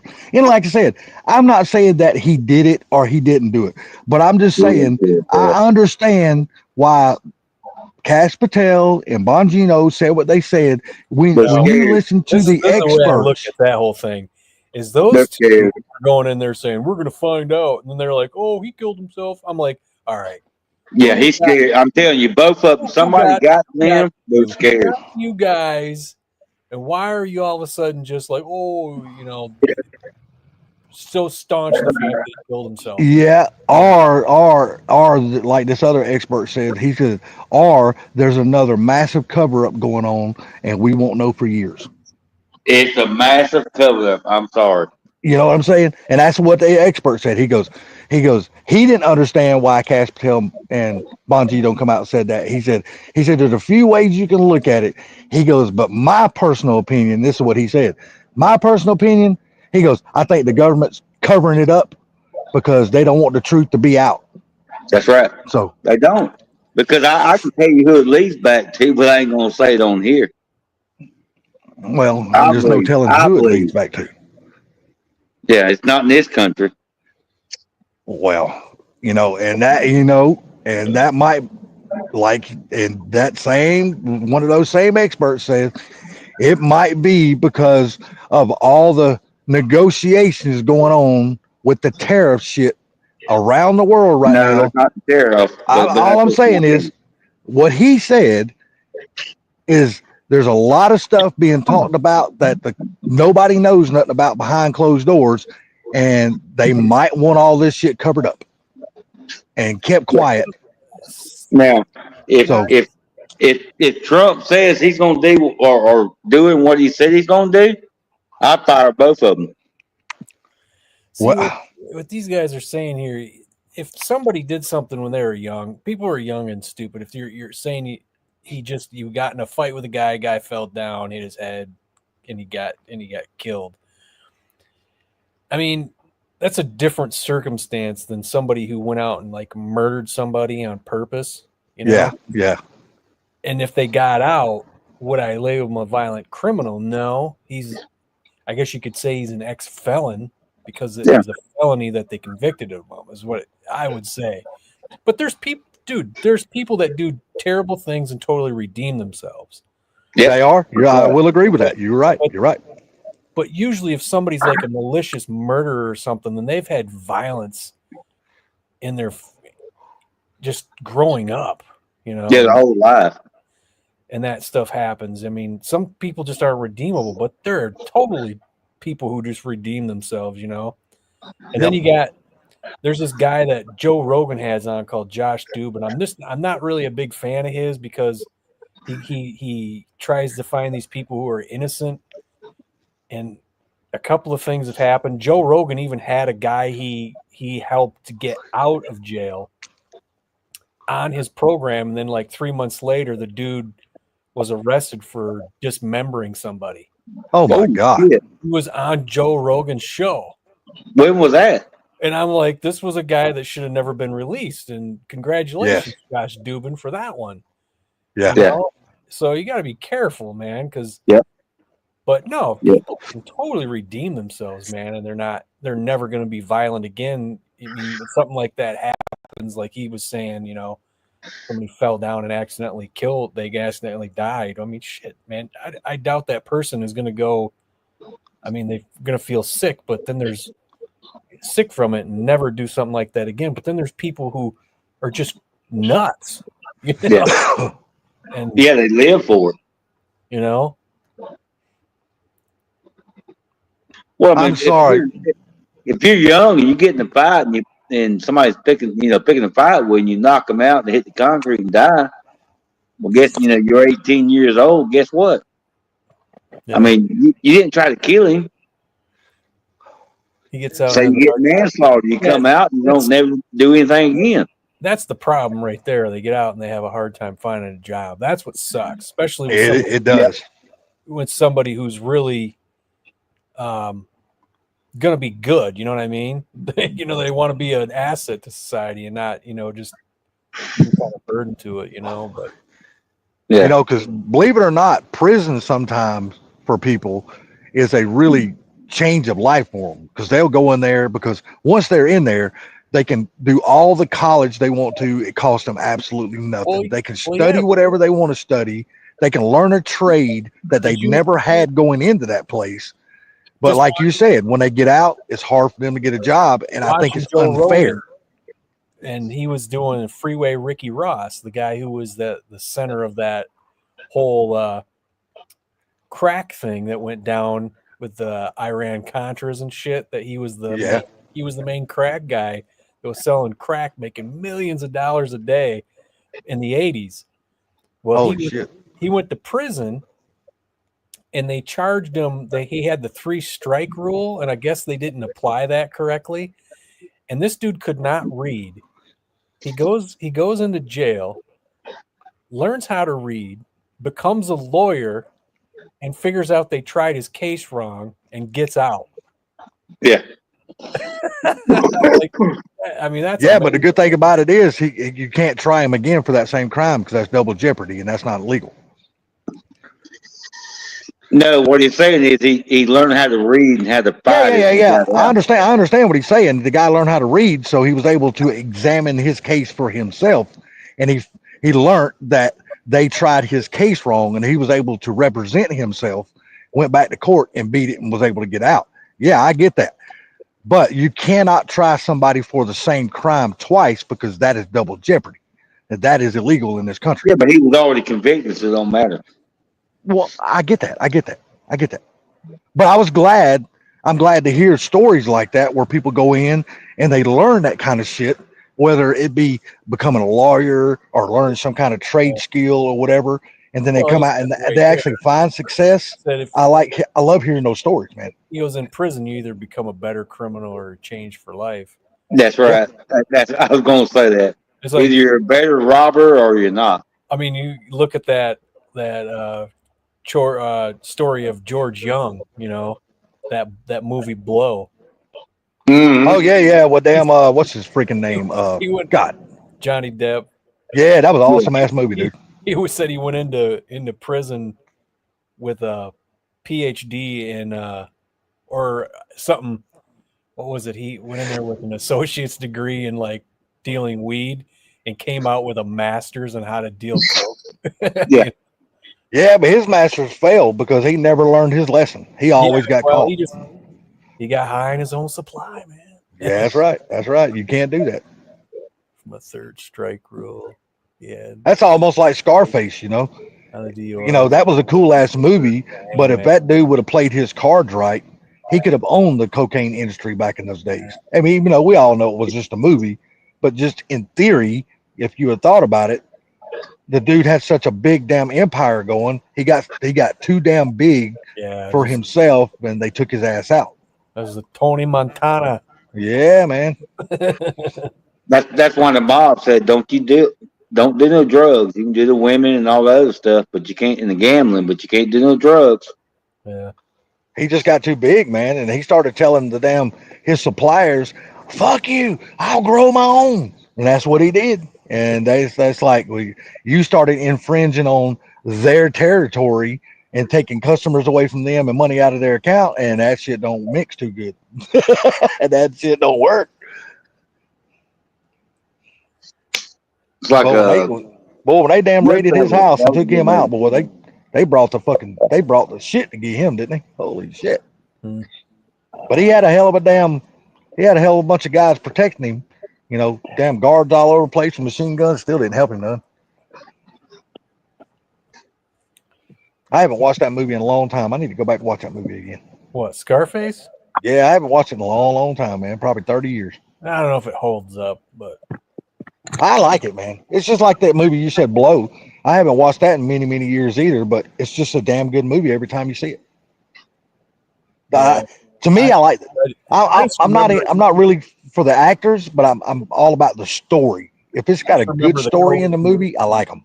The Cocaine Cowboys, that real documentary about what was going on down there in Miami in the 80s and shit. Yeah. And they said the real like enforcers, drug enforcers down there said we went and watched that movie, and they said it was kind of a comedy to us. We thought it was funny. He goes, some parts, you know, sure could be represented, but that was just, he goes, it was like a cartoony version of what was going on. Like, damn. I'm telling you, man, I mean, it's hard to get a good representation from a movie, from somebody who's producing a movie, if they never like lived in that lifestyle and actually knows what really happened. But then you got to be careful about how you write it, because you could be telling on somebody else. I get it for the sake of trying to, it's a book, and trying to condense it down, and so you got to change some things, but don't change some of the fundamental parts of the story, because the audience might not like it. It might actually turn out to be pretty good, you know? So I'm just one of those type of people, man. I don't know if y'all agree with me or not, but damn, the movies that were made back in the 70s, 80s, and even into the 90s were so much better than the shit that they're making these days. They're just so much better. Well, if you think about it, they're just remaking everything. They've run out of ideas, you know? True. They just don't. It's like the writers just don't know how to write their own movie anymore. I mean, they got to take a play off something else. Look at Disney with that. They made that live action Snow White, that freaking woke piece of shit that just died. It died a horrible death. And now I see they're making a live action-ish Lilo and Stitch. I'm like, what are you doing? You have no more ideas. That's what it seems like. It seems like Hollywood has ran out of ideas. They just got to keep remaking other shit again. Now I heard, and don't get me wrong, I love the Rambo movies. Fucking Rambo movies are great. Yeah, same here. I agree. But now they're coming out with a prequel, and my first reaction was, okay, cool. But then I'm like, God, there they go again. They can't come up with an original idea. You know? Yeah. It's like when they remade the old television series. Remember Starsky and Hutch, and then they finally made a movie, Starsky and Hutch. Well, it fucking sucked. Yeah, it made it a comedy. You know? Yeah, it fucking sucked, man. I'm like, what the fuck are y'all doing, man? Same with the Dukes of Hazard. They did that movie and it Yeah. wasn't that great. Well, the only good part about that movie was the chick that was acting in it. The rest of it sucked. Because she was pretty as hell. Other than that, the movie sucked. I think it was Britney Spears, wasn't it? No. I can't remember what that Wasn't chick's Britney? name was. No, this chick had huge titties, and Britney Spears don't have huge titties. She Well, played in the that- Transformer movie, right? I can't think of her name. Yeah, I can't think of her name either. Damn, I can't. Damn, why can't I think of her name? I can see her face and her body just as clear as fucking day, but I cannot think of well, her name. you don't know those women, so you can't think of it. No, like I said, I just can see her. I can see her just plain as damn day, but I cannot think of her damn name. That Final Destination, the new one, it's pretty gory, pretty nasty. It was good. I didn't know they made one. Yep, there's a new one. It's got a lot of blood, a lot of squished heads and shit. It's like one of the best horror scenes ever. There's a Yeah. couple of movies like you guys ever seen 13 Ghosts? I've heard about it, but I've never seen it. Oh, that's a great movie. The freaking horror scene when the lawyer gets chopped in half. It was the most creative getting chopped in half I've ever seen in my life. Jessica Simpson. When it happened, I was like, Jessica Simpson. I was like, Somebody put it in the no chat. way, I did not see that coming. That's cool. and then Oh, yeah. one of the best scenes in a movie like a horror movie like that was the beginning of Ghost Ship. You guys I don't seen think I've that? ever seen that either. That's a crazy movie too. The beginning, I won't. The beginning of it is the best like kill scene. I don't know, man. The lawyer getting chopped in half that way was pretty unique, but I'd have to give it to Ghost Ship. That the beginning of that is just amazing.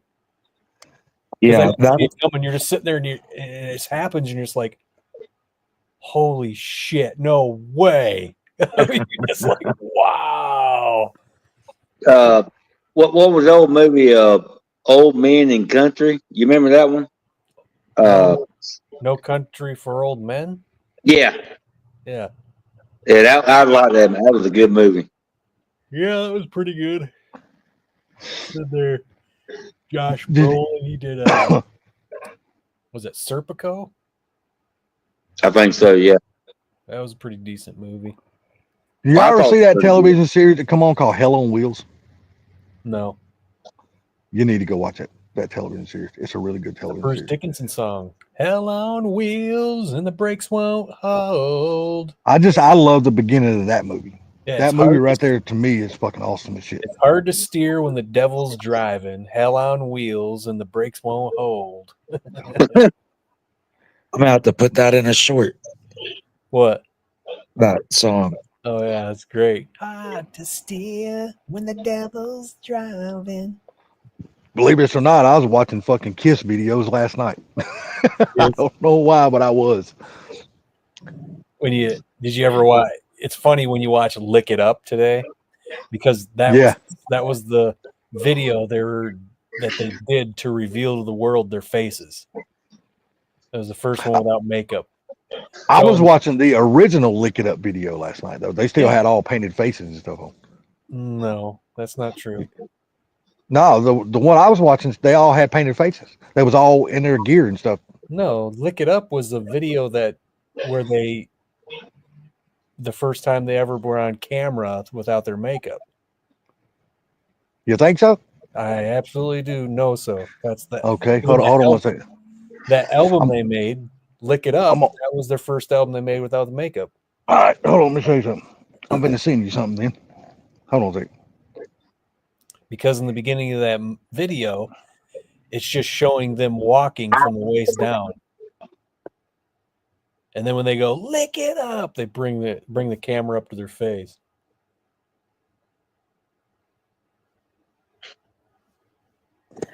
Who sings that song you were saying, the Hell on Wheels?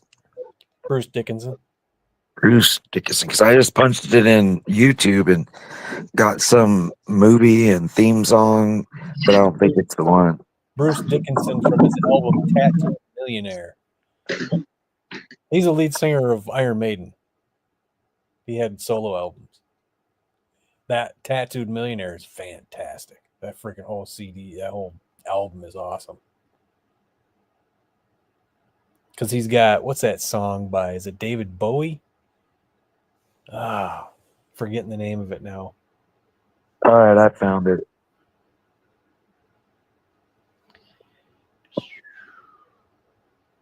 B. Was that coming through? Nah. All right. It's got some guitar in it and some bass. It's like son of a gun. Son of a gun, licking the hand that feeds you. Son of a gun, finger licking fun. That's a great album. All the Young Dudes, that's what it is. He remade All the Young Dudes. No, it's licking the gun, licking the hand. That's what. There's son of a gun. You're my son of a gun. Yeah, that's it. It's weird that I'm playing it, but it's not coming through. She was a Zulu. So that's cool. I see Staying Domination. We ain't seen him in like a long time. I know. I haven't even seen his page in forever. When's the last time he put a video out? I think they put one on not too long ago. I'm gonna have to go re-look him up. Is he still in the chat? I'm not sure if he is or not. Start to fall asleep. Staying Domination, jump in the freaking panel. Which one is it? I can't. There's like 3 of them, right? What? 3 of the 3 guys, the young dudes. Oh yeah. Well, there's the 3 brothers, and then. So which one do we have in here? 2 months ago, he said.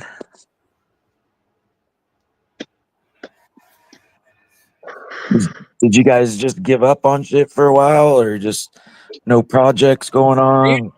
Working? So you're trying to prove to me that this Lick It Up video was their first one without? No, I never said it was their first one. I didn't never say that. You said that. I didn't. No, I never said that. Yeah, you said it was their first one without makeup It was on. their original Lick It Up video. Yeah, I'm saying that's just the one I watched last night, and they had all our makeup on. Well, this is from 2010. I didn't never say the year or nothing. I just said that was the one that was the one I was watching last night. Totally, and you could 100% be right about that. I am 100% right about that. Okay, well then you know what I mean. Then I was a stupid Kiss fan back in the day, man. I was too. The only time I ever seen their videos is when they came on MTV. You know, I never kind of went out and searched them or nothing like that. You know what I mean. Well, their songs are simple, good entertainment. They are. They're very simple. There's questionable ones now. You know, when you got a song called Christine 16. A lot of people didn't like that song Beth, but I actually like that song. Peter Criss. Yeah, people can say what they want, but I actually like that song. Peter Criss. He wrote it. He sang it. That was about his wife, Beck. Mm-hmm. Her name was Beck. And then he said something to Gene Simmons, is the song I got. He goes, dude, he goes, Beck. I hear you call. He goes, that's just stupid. Just change it to Beth. And so that was his contribution to that song, was to change it to Beth. You know, their other song they done, I watched last night, it's called Diamond. That's actually a good song too. Black Diamond? Yeah. Black Diamond. Yeah, because some of the shit I was watching last night was like really raw. Yeah. You could tell it was like really raw and long ago, because even the filming of it was bad. You know what I mean? Yeah.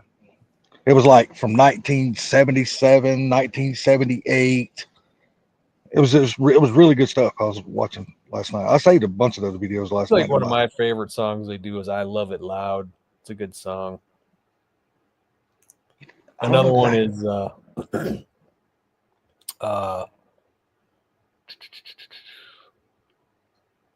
that a lot of people don't is when they had their makeup off from the Revenge album, which is what is that damn song called? Unholy. That's a cool freaking jam there, man. I mean, that's heavy for Kiss. Yeah, that's what I'm saying. I was watching because if you ever listen to some of their songs, or a lot of their songs, they don't really have that like really big solo guitarist part in their No, songs. I mean, because You know what I mean? They just don't have that a lot. Ace Frehley was just a simple solo player.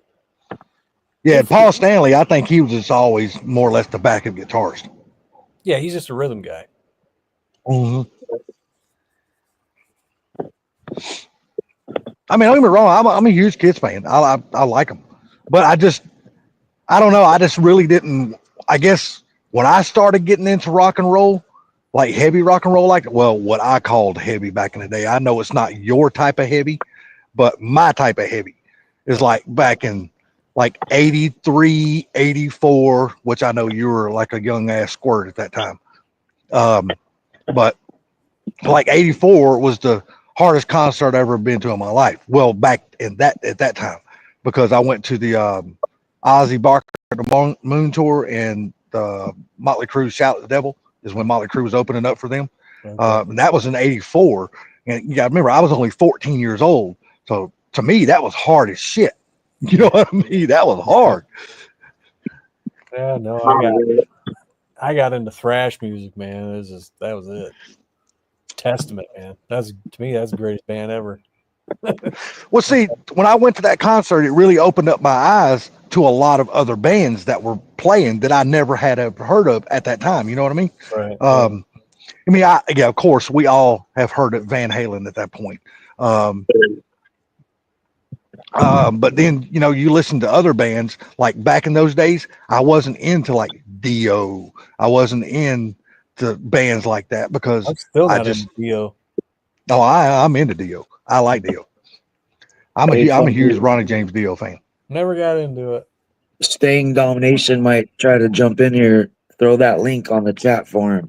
It's pinned at the top. Yeah, All you gotta do is just look at the top of the chat. It's pinned at the top. Or yeah, just tell him to pause the video on YouTube before he does it. It's so funny though. You got people who like Ace Frehley inspired a lot of people. Like one of them is Dimebag Darrell, and Dimebag Darrell as a freaking guitar player has far surpassed Ace Frehley. Well, you take one of your hometown guys. Ted Nugent was far past him too at that time. Could only dream to be as good as him. It's like, yeah. Well, like I said, Ted Nugent was so far past Ace Frehley too. Ted Nugent was, he was just a rocking motherfucker, man. Ace Frehley couldn't even think even think about trying to keep up with fucking Ted Nugent. I watched Ted just would never happen. A couple of times just play with a 3-piece band. Mm-hmm. It's just amazing. I'm like, this is just 3 dudes, man. This is just kicking ass. The Nuge is a badass. What's that now? Oh yeah, I'm just saying, Ted Nugent back in those days. Yeah. I mean, dude, they're really, other than, if you, like I said, I'm talking about like the early 80s. If you think about it, the only 2 guitarists to me, in my personal thought, that was even on Eddie Van Halen's, of course, Eddie Van Halen, but Ted Nugent's level at that time was Randy Rhoads and Eddie Van Halen and Ted Nugent. To me, and at that time in the early 80s, like 82, 83, 84, to me, they were the 3 hardest fucking guitarists out there at that time. Yeah. He's later. Take it easy there, Alabama. Have a good one, buddy. Later, Alabama. Ted Nugent's very politically outspoken nowadays. I love Ted Nugent, dude. I'm a huge fucking Ted Nugent fan. It's funny when I don't think he's got much time to do it anymore. But when he would do like lives on Facebook, and he did a live, and he would sit there and he'd play his guitar, and he was around some friends, and they're just saying, "Hey, play this," and he'd start playing it, and then he start playing whatever song it was that he, one of his songs, and he'd be like, he goes, where I learned this part of the lick right here. I learned this from some badass his name was, and he'd go into this obscure blues guy that he used to listen to when he was a kid. And he goes, Staying Dominations in the backstage. "What's up, man? What's happening? How's it going? All right, we got him. You got What's echo, up?" I think, coming from the YouTube window. So go back to that and pause it. Yeah, Stang Domination. Do you still have the YouTube window up and going in the background? There you go. You got it.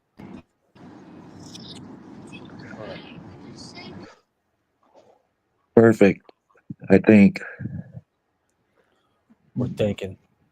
Well, let me ask you something, Funky. Do you agree with me? Those three guitarists were about the three hardest playing guitarists out there back then.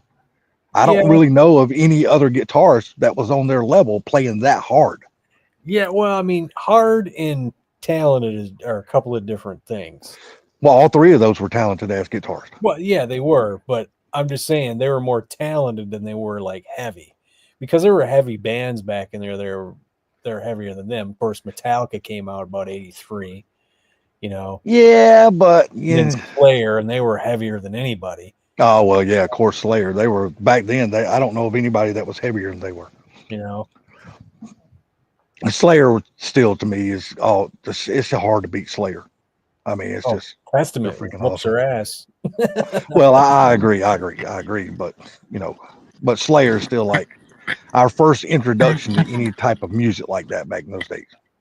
I mean, they were just fucking raw and hard. Devil worshippers. Devil worshippers, yeah. I mean, they were just raw, man. It's so raw funny, as man. hell.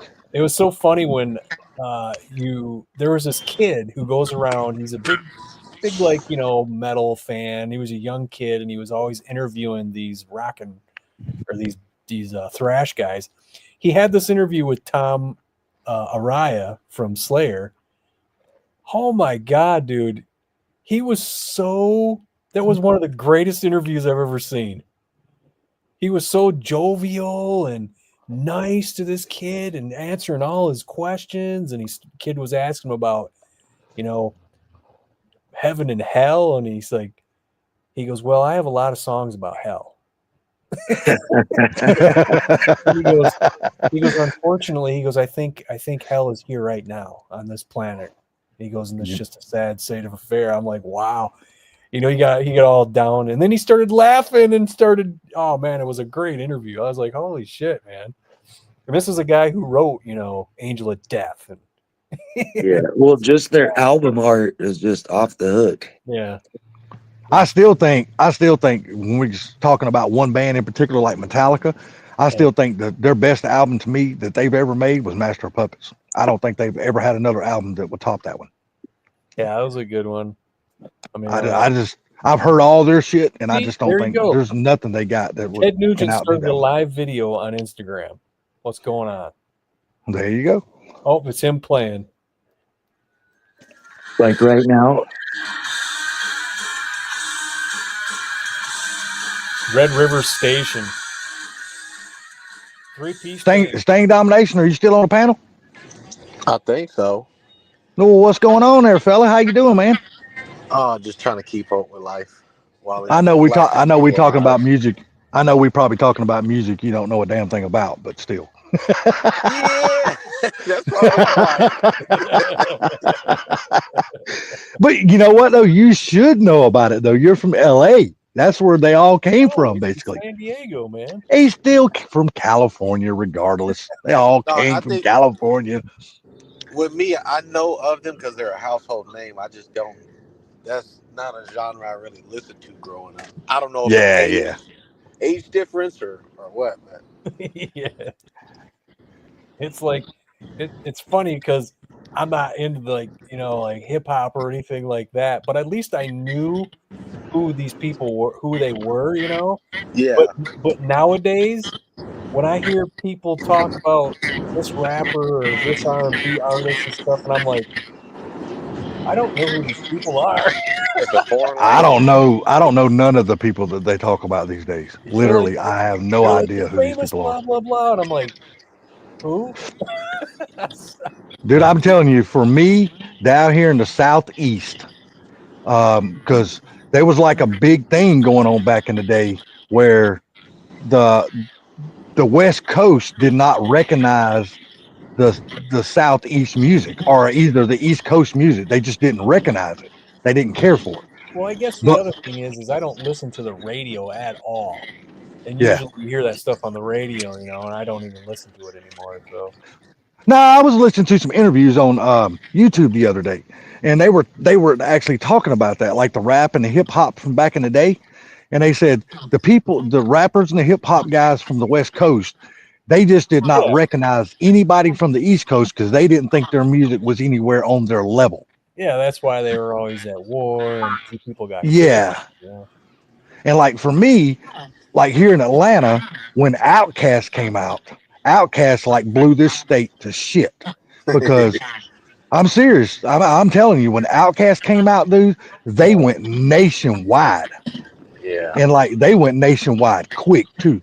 And then the West Coast had no choice but to take the East Coast seriously after that because Outkast shot to number one and there was nobody that could knock them off the top of the pedestal for a long time. I mean, they were just like on another level.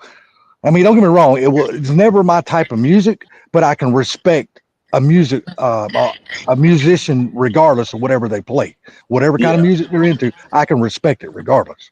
See, I grew up. What I listened to was Tone Loc and Young MC. I remember them. That's dating it. Hey, I can tell you somebody older than that. Two Live Crew, Run Yeah. DMC. Dude, I was around. I was around Master P. I was around for all that shit. Back in the '80s, I think there was a band called the Ghetto Boys. Yeah, I remember them too. Yeah, they were one of the But first. still, my favorite rapper of all time, regardless, and I can listen to his music all the time, still to this day, and that was Ice Cube. I was always a fucking huge fan of that guy. And now I'm even a bigger fan of his now than I was back then because of what he does for the music industry now. See, Yeah. I got into Ice-T a little bit, but then he's got that metal band, Body Count. Yeah. So. But I don't know, man. I always gravitated toward fucking Ice Cube and Easy E. For some reason, those two guys I just really liked.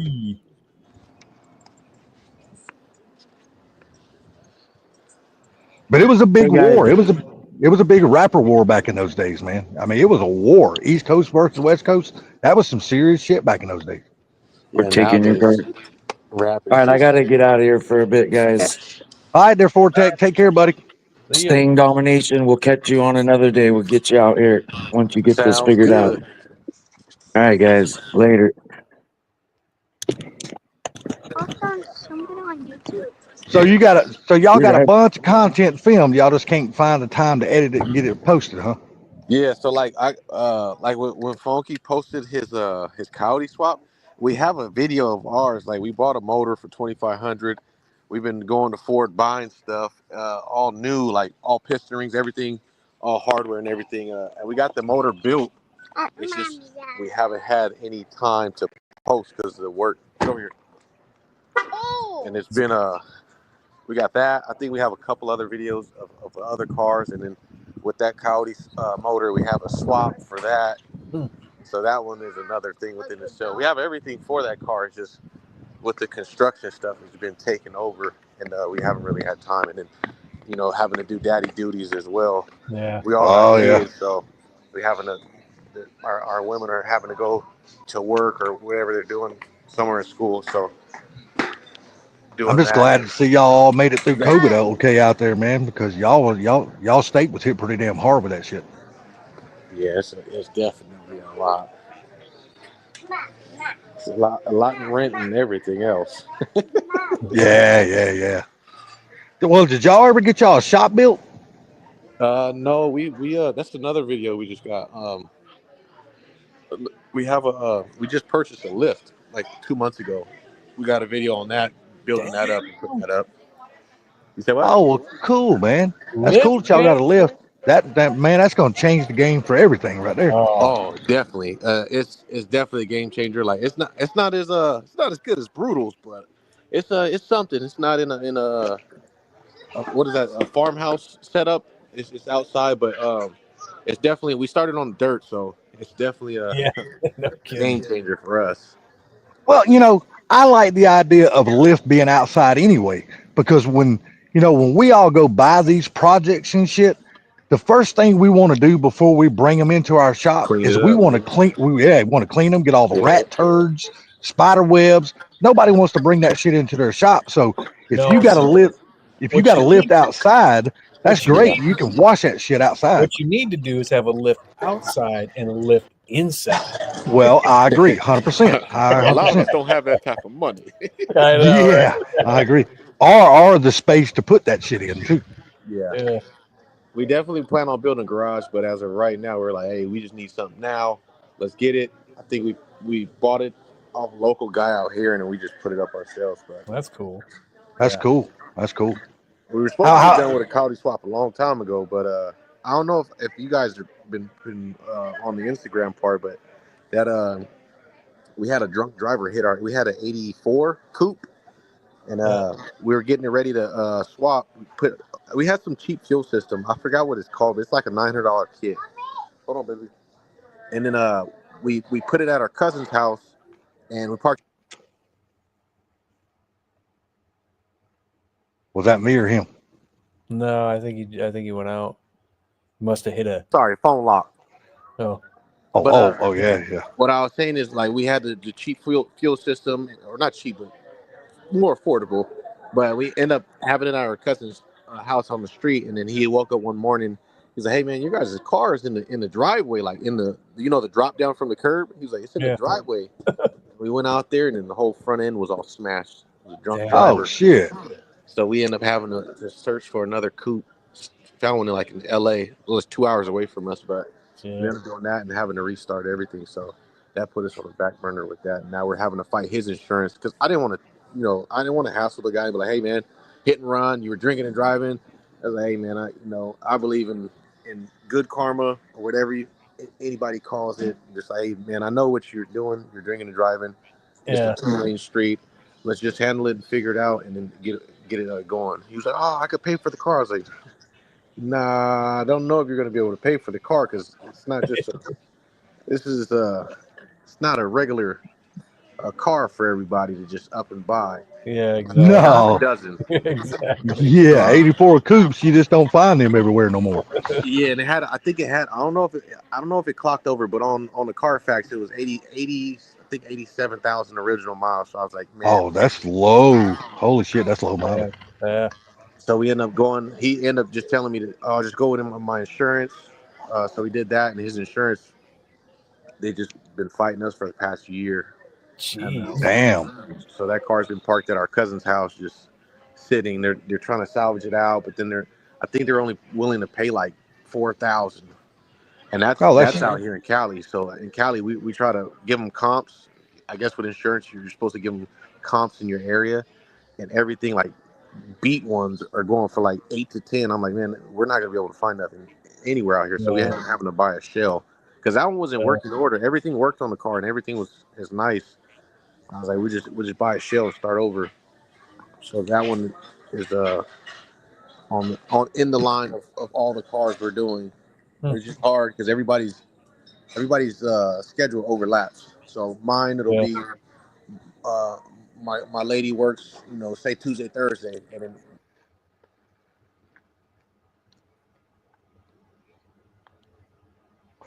Phone lock again. I think it's phone lock again. Yeah, it did. So I was just basically saying our with our families, the time overlaps on daddy duties. Yeah. So Yeah. somebody's, and then having to pick up. You guys know, having to pick up where you left off after a while. It's like, hey, we got to restart. Where's all the parts at? No kidding. Yeah. Let me go back to the video so I can remember where we left off.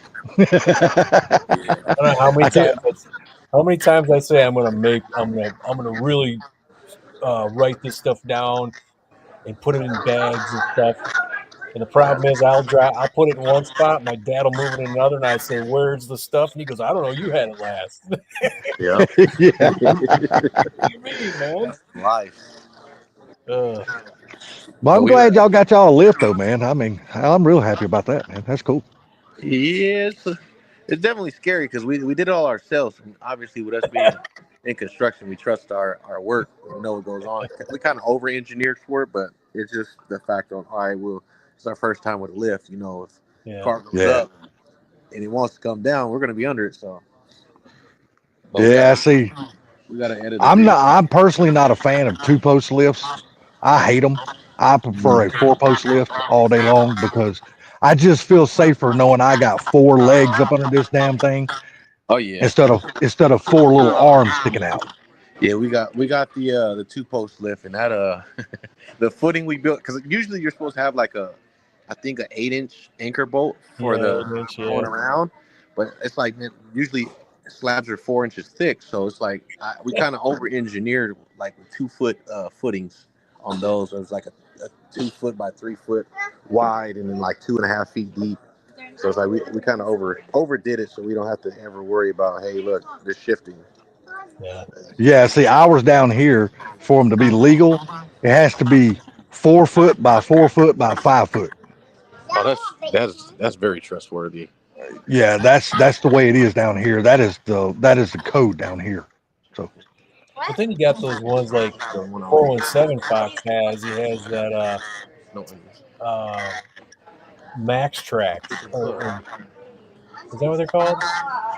I've never heard of that. The Max. Yeah, it's like a lift that doesn't go up very high and it's movable. And you can move it. It's a 2-post. And you can I guess I've ever heard of that. Yeah, you can move it around. So if you don't have much space, that's actually kind of cool. Huh. But yeah, it doesn't go up very high, but you can do stuff with your car a lot easier that way. And then when you're done with it, you can just take it off the lift and then you put it up, put the lift up. Damn, if you had room, that'd be great for your garage, but I don't think your ceiling's high enough for that. Yeah, it's pretty short in there. Yeah, I mean, it might be good for getting up to get a transmission or something out the bottom. Probably make things a hell of a lot easier. Yeah, definitely. And dropping the rear end and things like that. Yeah. That car lift life is a different life. Yeah. We can't wait to drop the transmission or rear end out of there. It's like, man, it's gonna be a lot of fun. Yeah, we don't have to manhandle this shit no more. Now we can actually do something. Then it's the stuff you got to buy. Like if you want to change the oil, you got to get one of them fancy, higher oil catchers, and yeah, got to get a transmission jack. Oh, the oil thing's easy. It's $65 at Tracks Harbor Freight. Then oh crap, I need one of these tall jacks to twist up the you know. Yeah, but it's like one of those. It's like once you get all that stuff, you're like, man, how did I ever work on shit without it? Yeah, I mean, this makes life so much more easier. Yeah, that's exactly how we feel. It's all about having the right tools. Yeah, we're a firm believer in that because you can do a job and you can get it done, but having the right tools makes life way easier. Yeah, it does. It does. Saves your damn back from when you get older.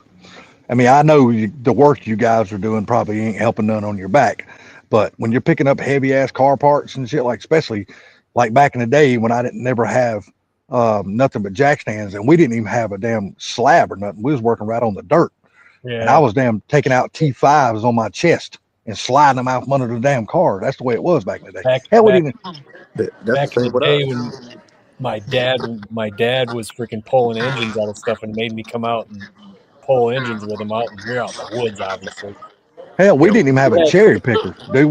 We had a big ass tree. In the beginning, we did the same thing, but we were on our backs in the dirt taking the Mustangs apart. But we didn't have a cherry picker in the very beginning, so we would just take all the top end kit off, and then just dismount the transmission and just pull the block out by hand. Get like 2 or 3 people. Like, man, we got to get the job done. Yeah. Well, that's what I was saying. We had a big beam off a tree, and then he cut another tree and put it in the ground as a post, and then he took his chainsaw and put it over that beam. That's how we pulled all the engines. Yeah, the way we did it is we didn't even have that.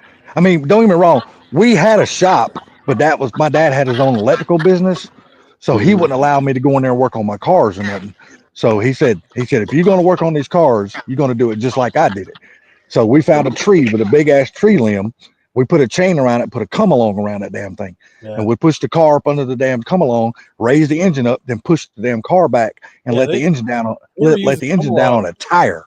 Yeah, they were using come-alongs at first, and then he came across this chain fall. My brother still has it, and the thing is, it's a relic, man. And of course, back then they made shit that lasted. Yeah. The thing still works, you know. Shit, hold on to that thing, man, because never know. If you ever get your own shop one day, just all you gotta do is install your I-beams and shit like that up, and still use that as an overhead crane. It still works great. In my Ranger, back in like the late '90s, we needed to get a new engine. We used that freaking chain fall. We brought it down to the garage at the other house and freaking pulled my engine out with it. Hell yeah, dude! I remember many a days using damn come-alongs. Holy fuck, dude! And that thing would slip 1 or 2, 3 tooths, and it'd fall down on top of the fender of the damn car. You don't watch it; it'll smash your damn hands on the radiator core support and every day. I remember those days. Holy crap! Oh man, crazy, scary. But hey, you had to do it because Dad said either you do it or you don't go racing, or you don't get to drive your damn Mustang. You're going to do this. You're going to do it, or you don't have a vehicle to get where you need to go. Well, that's basically the same thing for me too. I mean, it's just the way it was. It was even rougher though, because we always had like Ford F-100s and F-150s back in the day. That was my dad's work trucks. So that he would make us do that shit out of those trucks. And when you damn using a come along, jacking up a damn 390 with a transmission connected to it, that shit is scary, dude, because you do not want that big heavy bastard falling on nothing, because it's going to hurt or kill whatever it falls on. But, you don't think about it because you're young, you're dumb, you're brave as hell. So you just get out there and get to work, and you don't think about that shit. Yeah. Definitely like that. You're like, man, I'm Superman. We could get Now that we're our age and we think we're like, hold on, let me think about this for a few damn minutes. Let me figure out how I can do this and feel safer. That's the thing, because what happened to me was I had that flat tire on the way to work back the end of 2023, and that's when I had that sciatica hit me and freaking just took me down for 2 months, man.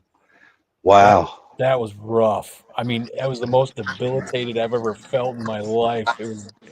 I had that back in 23. I got into a car accident, and the lady had both. I forgot which discs they were or whatever, but they compressed 2 of them, and I was on bed rest for a good minute. It felt like forever, but the sciatic nerve was pinched, and I was just in pain.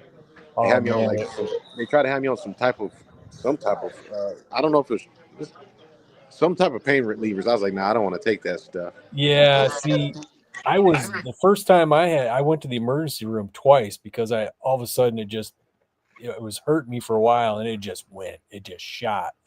I went there and the pain that I was in, they were like, wow. And so they gave me a shot of morphine and an nausea inflammatory. An anti-nausea medication, so I wouldn't throw up from the morphine. Yeah. And I got high as a kite from that shit, and I felt way better. Yeah, with no pain for a little bit, right? They tried to get me an epidural out here. And I was like, that's for women pregnant. They're like, yeah, but it's to relieve your nerves. I'm like, hey, motherfucker, I just got some pain. I ain't trying to give birth here. So I told the guys, like, no, because my woman, she had the epidural when she was having our kids, and she always, anytime it gets cold, she's always complaining about her back hurting. So it's like it caused some permanent things that she's gonna have to deal with forever. So I'm like, nah, I don't want to deal with that.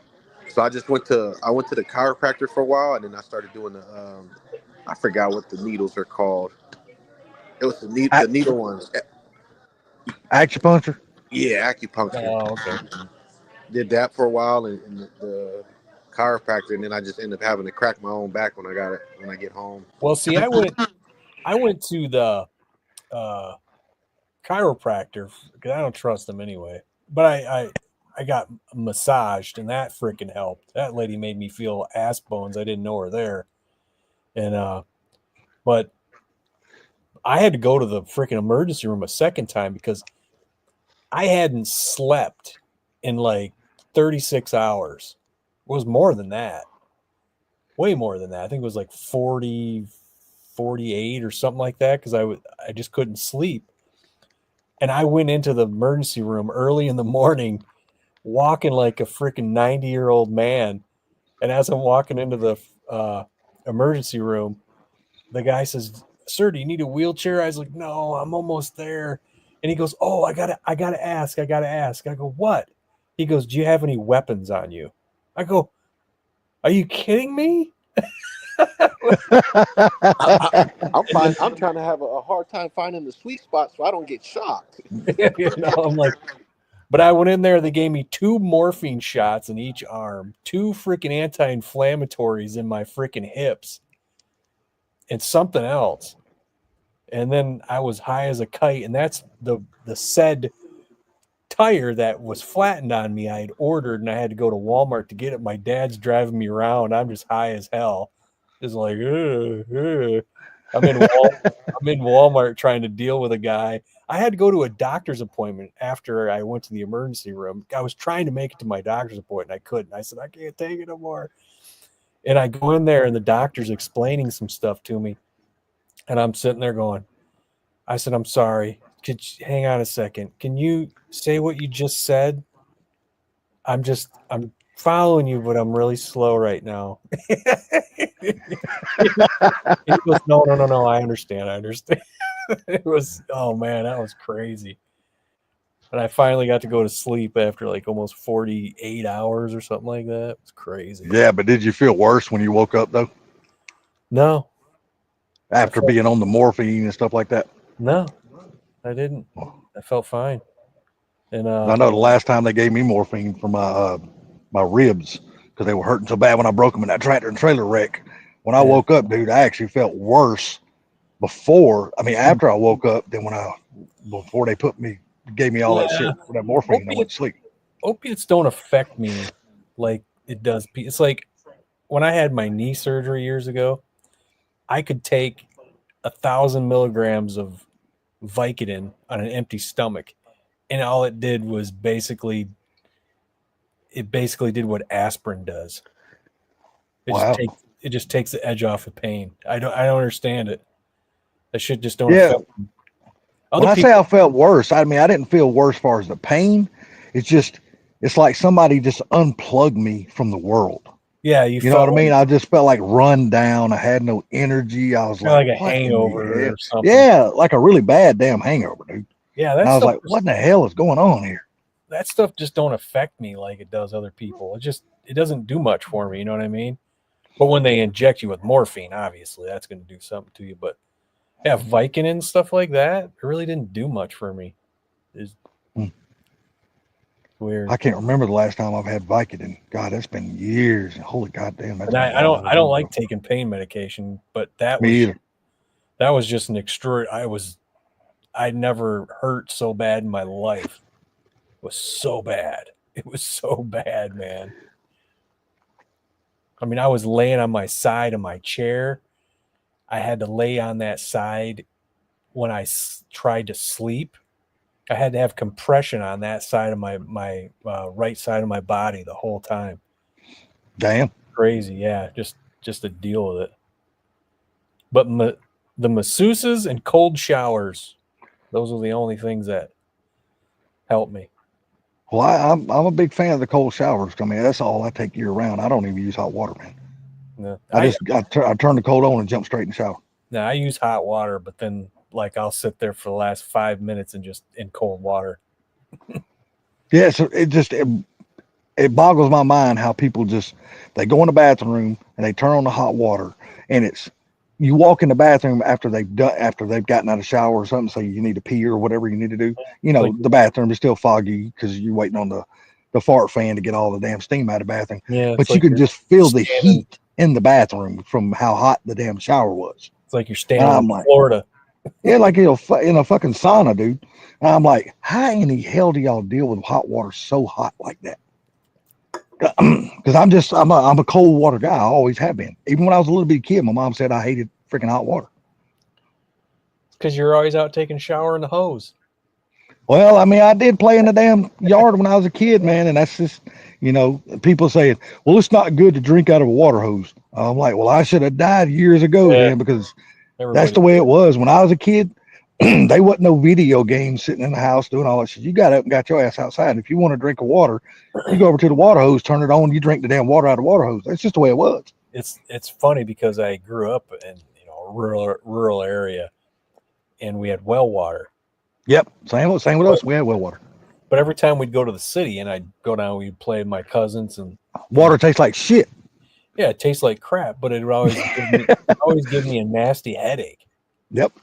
And sometimes it would give me like a stomach ache too. It just I've actually had found city out water I tear my can't- stomach up before. Yeah, I found out that I can't I can brush my teeth with fluoride. Fluoride's not a good thing to have. Yeah, I can brush my teeth with fluoride, but if I ingest it and it's in the water, it'll make me ill. It's like us living here, dude. I absolutely refuse to drink any of the water that comes out of the faucets, because as soon as you turn our water on, dude, it smells like somebody just treated their pool. It smells Yeah, straight like I know. fucking chlorine, and I'm like, dude, I am not drinking this shit. It stinks that bad. It cannot be good for me if it goes in my body. There's no damn way. That's terrible. Yeah, I mean, it's horrible, man, because I live one block off of the city, the downtown here in my city, which my little old town is, 200 yards long, and that's my whole town. And every building is on one side of the road, because the railroad tracks is on the other side. So there is no buildings on the other side. I mean, that's just how old my town is. It's like we got one fast food restaurant, literally one, and it's the shittiest fast food restaurant in the world. It's Wendy's. And They after, got some good after frosties. yeah, but hell, that's the only thing they got is good. After you've been eating it for 9 straight years, What is and it? it's Wendy's. No, what did he say? He said they got some good frosties. The chocolate Oh, frosties. Yeah, they're chocolate frosties, and dip your French fries in it, dude. That shit's the bomb. I was never. I mean, I don't mind frosties. I just never was a huge fan of them. What, frosties? Yeah, I mean, frosties they're are not good. bad. I'm just saying, it's not something I was ever really into. Hey, Sting Domination, do they still got the vanilla frosties out there at your Wendy's? Yeah, out here in San Diego, they have them still. Yeah, they took them all away here. There's no more vanilla frosties, just chocolate frosties here. Now they're doing some kind of swirl. Yeah, they got that shit going on down here too. They have I don't know if it's a strawberry swirl or something, or mango or something. But I tell you what's not good though, is their fucking peppermint frosties. That's some nasty shit. See, Yeah, I don't like it. I wouldn't dare try it. The old Shamrock Shake from McDonald's is always good. Man, I haven't ate McDonald's in quite a few years. Only because I don't like the thought of eating kangaroo meat is just something I don't want to ingest. Kangaroo. I know I love cow, I love chicken, You and I do love realize pork, they eat but I've never kangaroo ate foot. in Australia, don't you? Say what now? They do eat kangaroo meat in Australia. Yeah, but you gotta understand, I ain't never been there, so I don't know how it tastes. I watched this dude. His name's Guga Foods on YouTube. He does weird stuff with meat, but he went to this ostrich farm, and they roasted one. And when he was cutting that meat, it looked just like beef. Really? Yeah, and and then I was like, damn, it looks like beef. And he goes, see how it resembles beef? And I was like, I was just saying that. And they said it's very beefy tasting. I was like, interesting. Yeah, one of my favorite meats as far as meats is bison. Dude, I freaking absolutely love bison burgers. Yeah. Man. I could eat them every single day and it would not hurt my feelings. What do those taste like compared to like beef? Well, I mean, one thing, bison is very lean. It hardly has any fat. You have to add fat to it. I mean, literally, you have to add fat to it. So I always just add my bacon grease to it. So when I'm making burgers or whatever, I add the bacon grease in there with it. That's like or sausage grease or whatever I cook for breakfast. Bacon infused bison burgers. Damn, Dude, say that 5 times fast.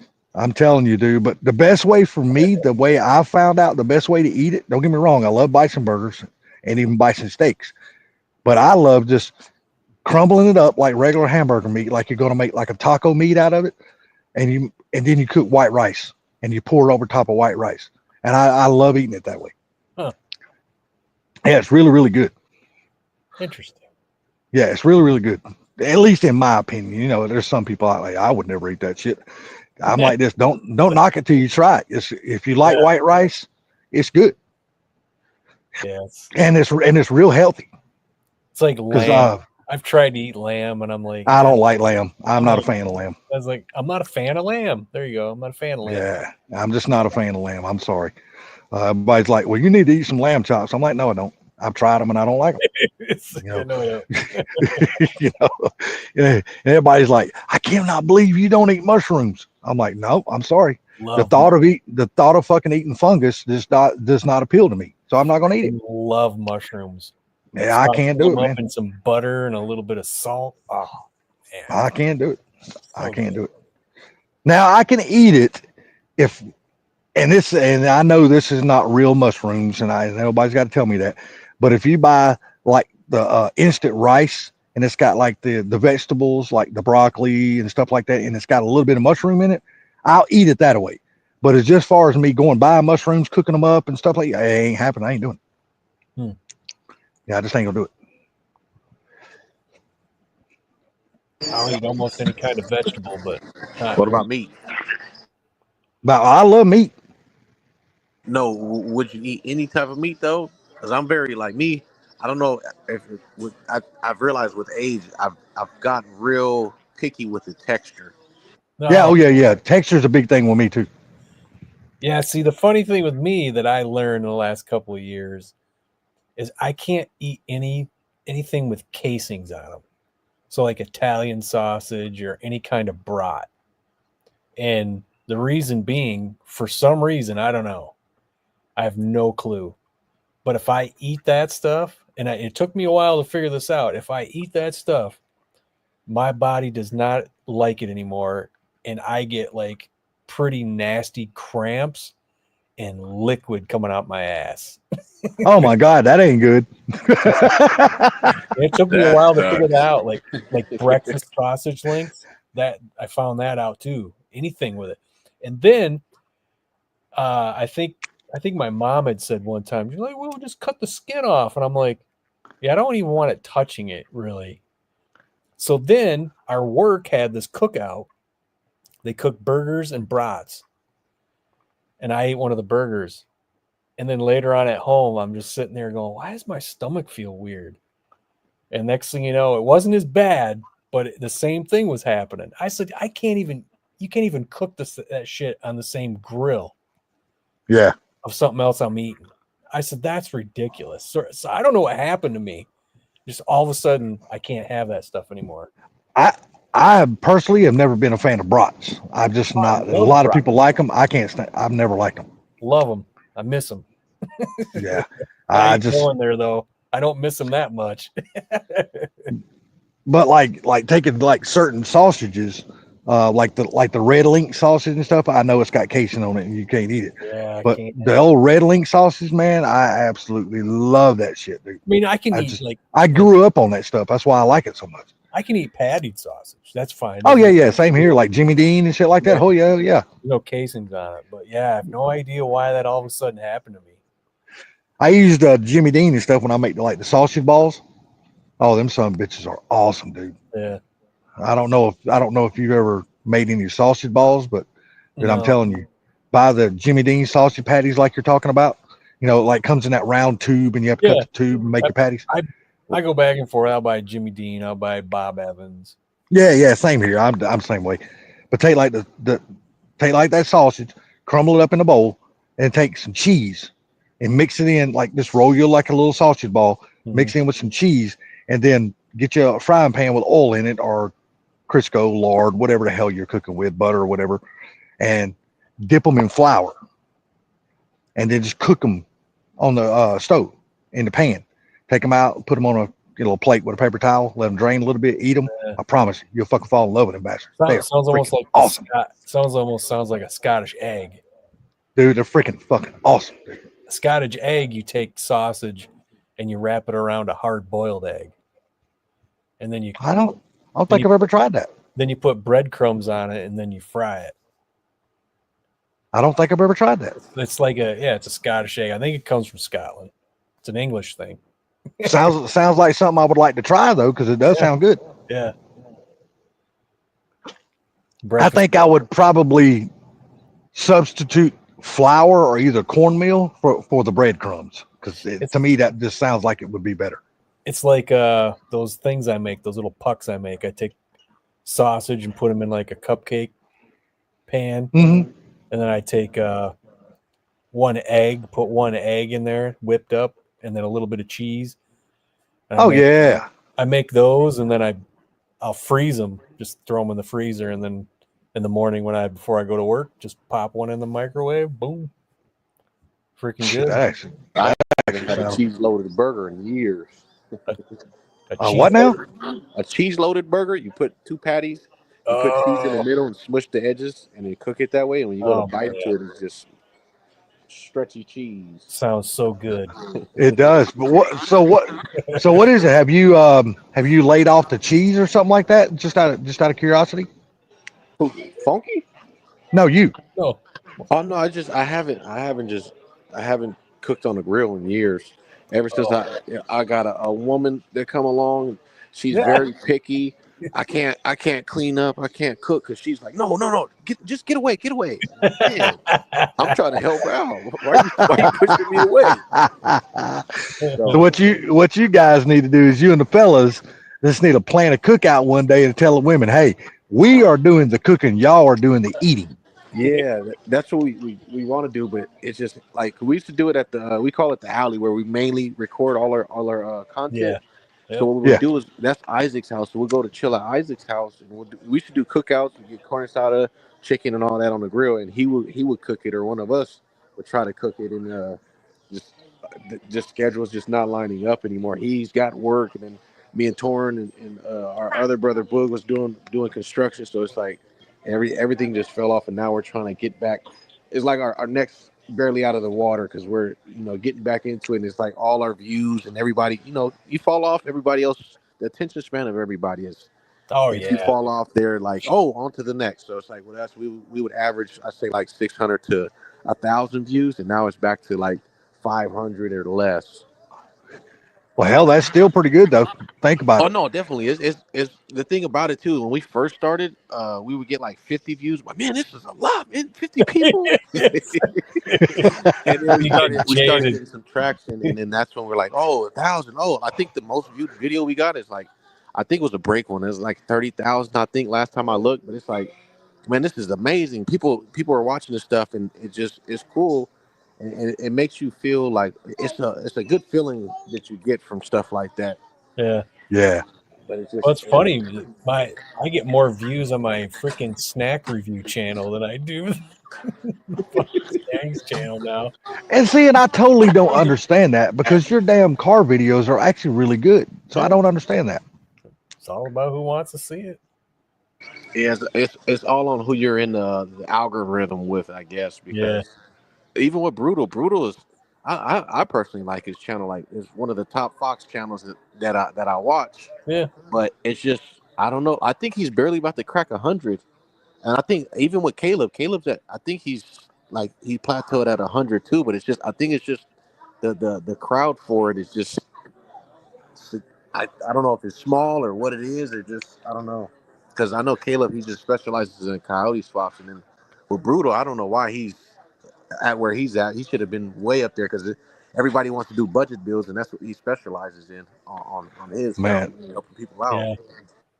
I'm sorry, but I just cannot watch Caleb's videos. It's like watching fucking paint dry. I cannot get into his shit. I'm serious, dude. I just cannot get into his. I don't know if it's the way he films or the way he edits, but if you ever watch his videos, they're like slow. They're like really fucking like dragging. I'm like, dude, hype up your video. Give me a reason to keep paying attention and not fucking going to sleep.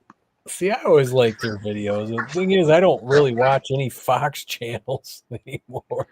I just Well, I mean, the reason why is because I've seen every yeah, exactly, same way thing. you do these cars, and it's like, oh yeah, I've seen this, and I move on. So I watch these people fucking building cabins in the woods and people freaking stealth camping and In fucking camper vans, I fucking love that camper shit, dude. vans. I eat that shit up, dude. And then Yeah, here's another. I just watched a guy who just retired. I don't know if you guys watch him. I forgot his name, but he's a dad.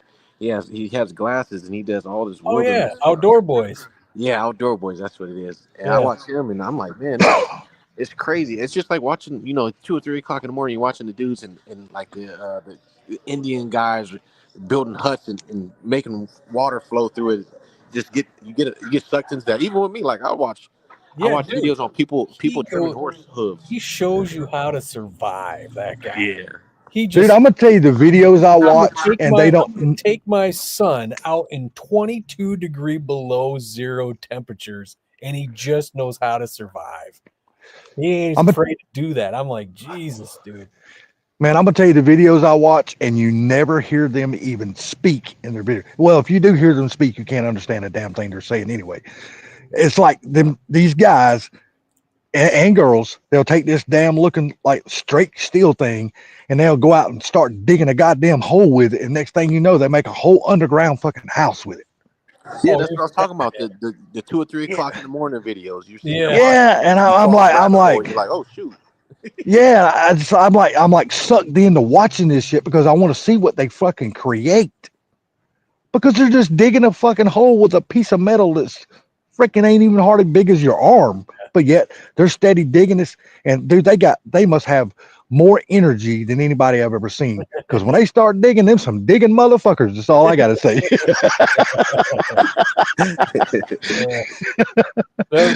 Like I said, one of my favorite channels I like to watch is No Nonsense, No How. That dude can fix anything, man. That guy is just freaking good at what he does, and he goes, "Nah, we don't gotta. I don't want to go buy another part. Let's rebuild this one." He's just good at it, and that's the reason. He's one of the reasons why I made that freaking plug wires are a scam video, because he freaking has started so many old ass engines and left the plugs on there, and he's just like, he goes, well, I don't see any cracks or any wears on these plug wires are just fine, because people are always wanting to replace them. They're just fine. And so freaking the car just starts running fine. I watch freaking Simon Ford, man, do the same shit. Yeah, but in your video, when you said all plug wires are the same, literally they're not. I mean, because when you're building like a really high performance engine and shit, you have to have a different kind of spark plug wire for that application. You got to have something like live that wires. you got to have something that can carry a lot of amp, a lot of spark, and you have to have it where it reacts instantly. Like on the little 302s, like you're building the little 306 and stuff. I can understand what you're saying about those type of wires. But when you're into a really high performance, like race engine and shit like that, it's all different, man. I mean, literally, it's all different. All right. Yeah, it's just like with housing wires, you got 12 gauge and 14 gauge. Obviously with the thinner gauge wire, you're gonna end up melting the insulation out before you can actually get your power out. Yeah. It's like in your kitchen. The main thing everybody puts in their kitchen is 12 gauge. They won't run 14. Yeah. In your bedrooms, you can put 14. You're still not For one, mind. I know, but for one thing, the 14, I much rather use the 14 because it's lighter, it's more flexible, it's easy to put in the boxes, it's easier to cut, make up your receptacles and switches. Then when you get into the 12, like into the kitchens and the bathrooms, that shit is stiff as shit sometimes. And when you're trying to put a plug in, and then you're trying to make a tap in the same box, and you got to push all that shit back and still get the plug in the box, that's a son of a bitch sometimes. Most definitely.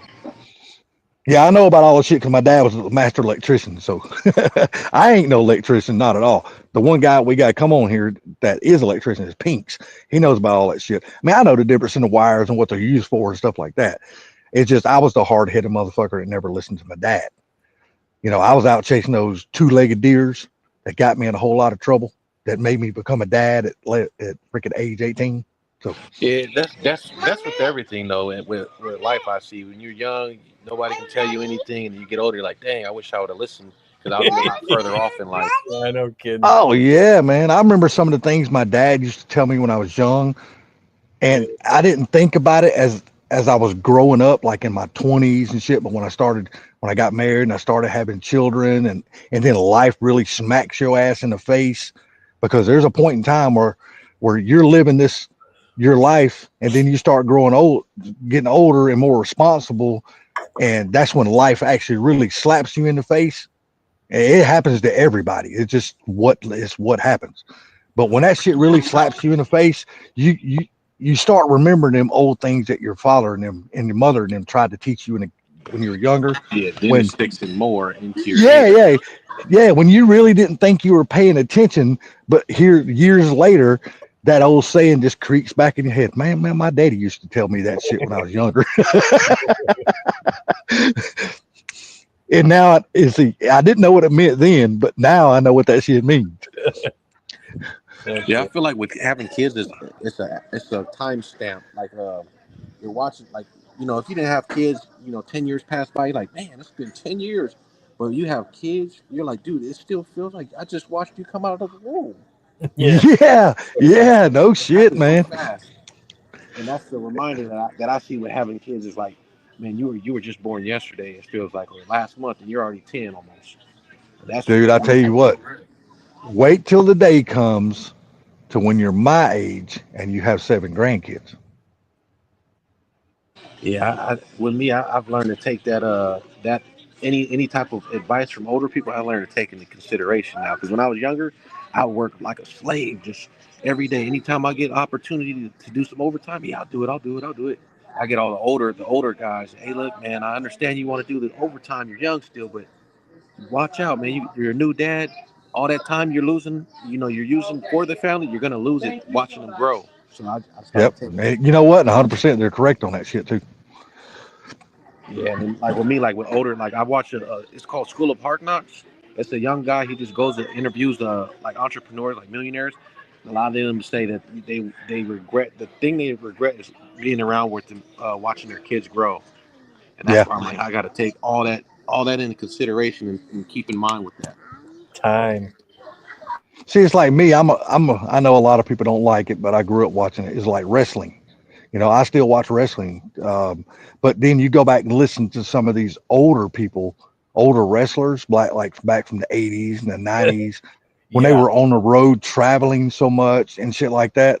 And dude, they'll sit there and tell you, say, look here, I don't remember Christmases. I don't remember birthday parties. I don't remember when my daughter or my son took their first step or their first words. Hell, he goes, I didn't even remember I had a daughter until she was 7 years old and coming in and said, Daddy. I'm like, holy shit. Because you listen to them guys are like, man, we were on the road 300 something days out of the year. I'm like, damn, you don't, I never thought about it. I've never lived that kind of lifestyle. So I don't know how that would be. I was a truck driver.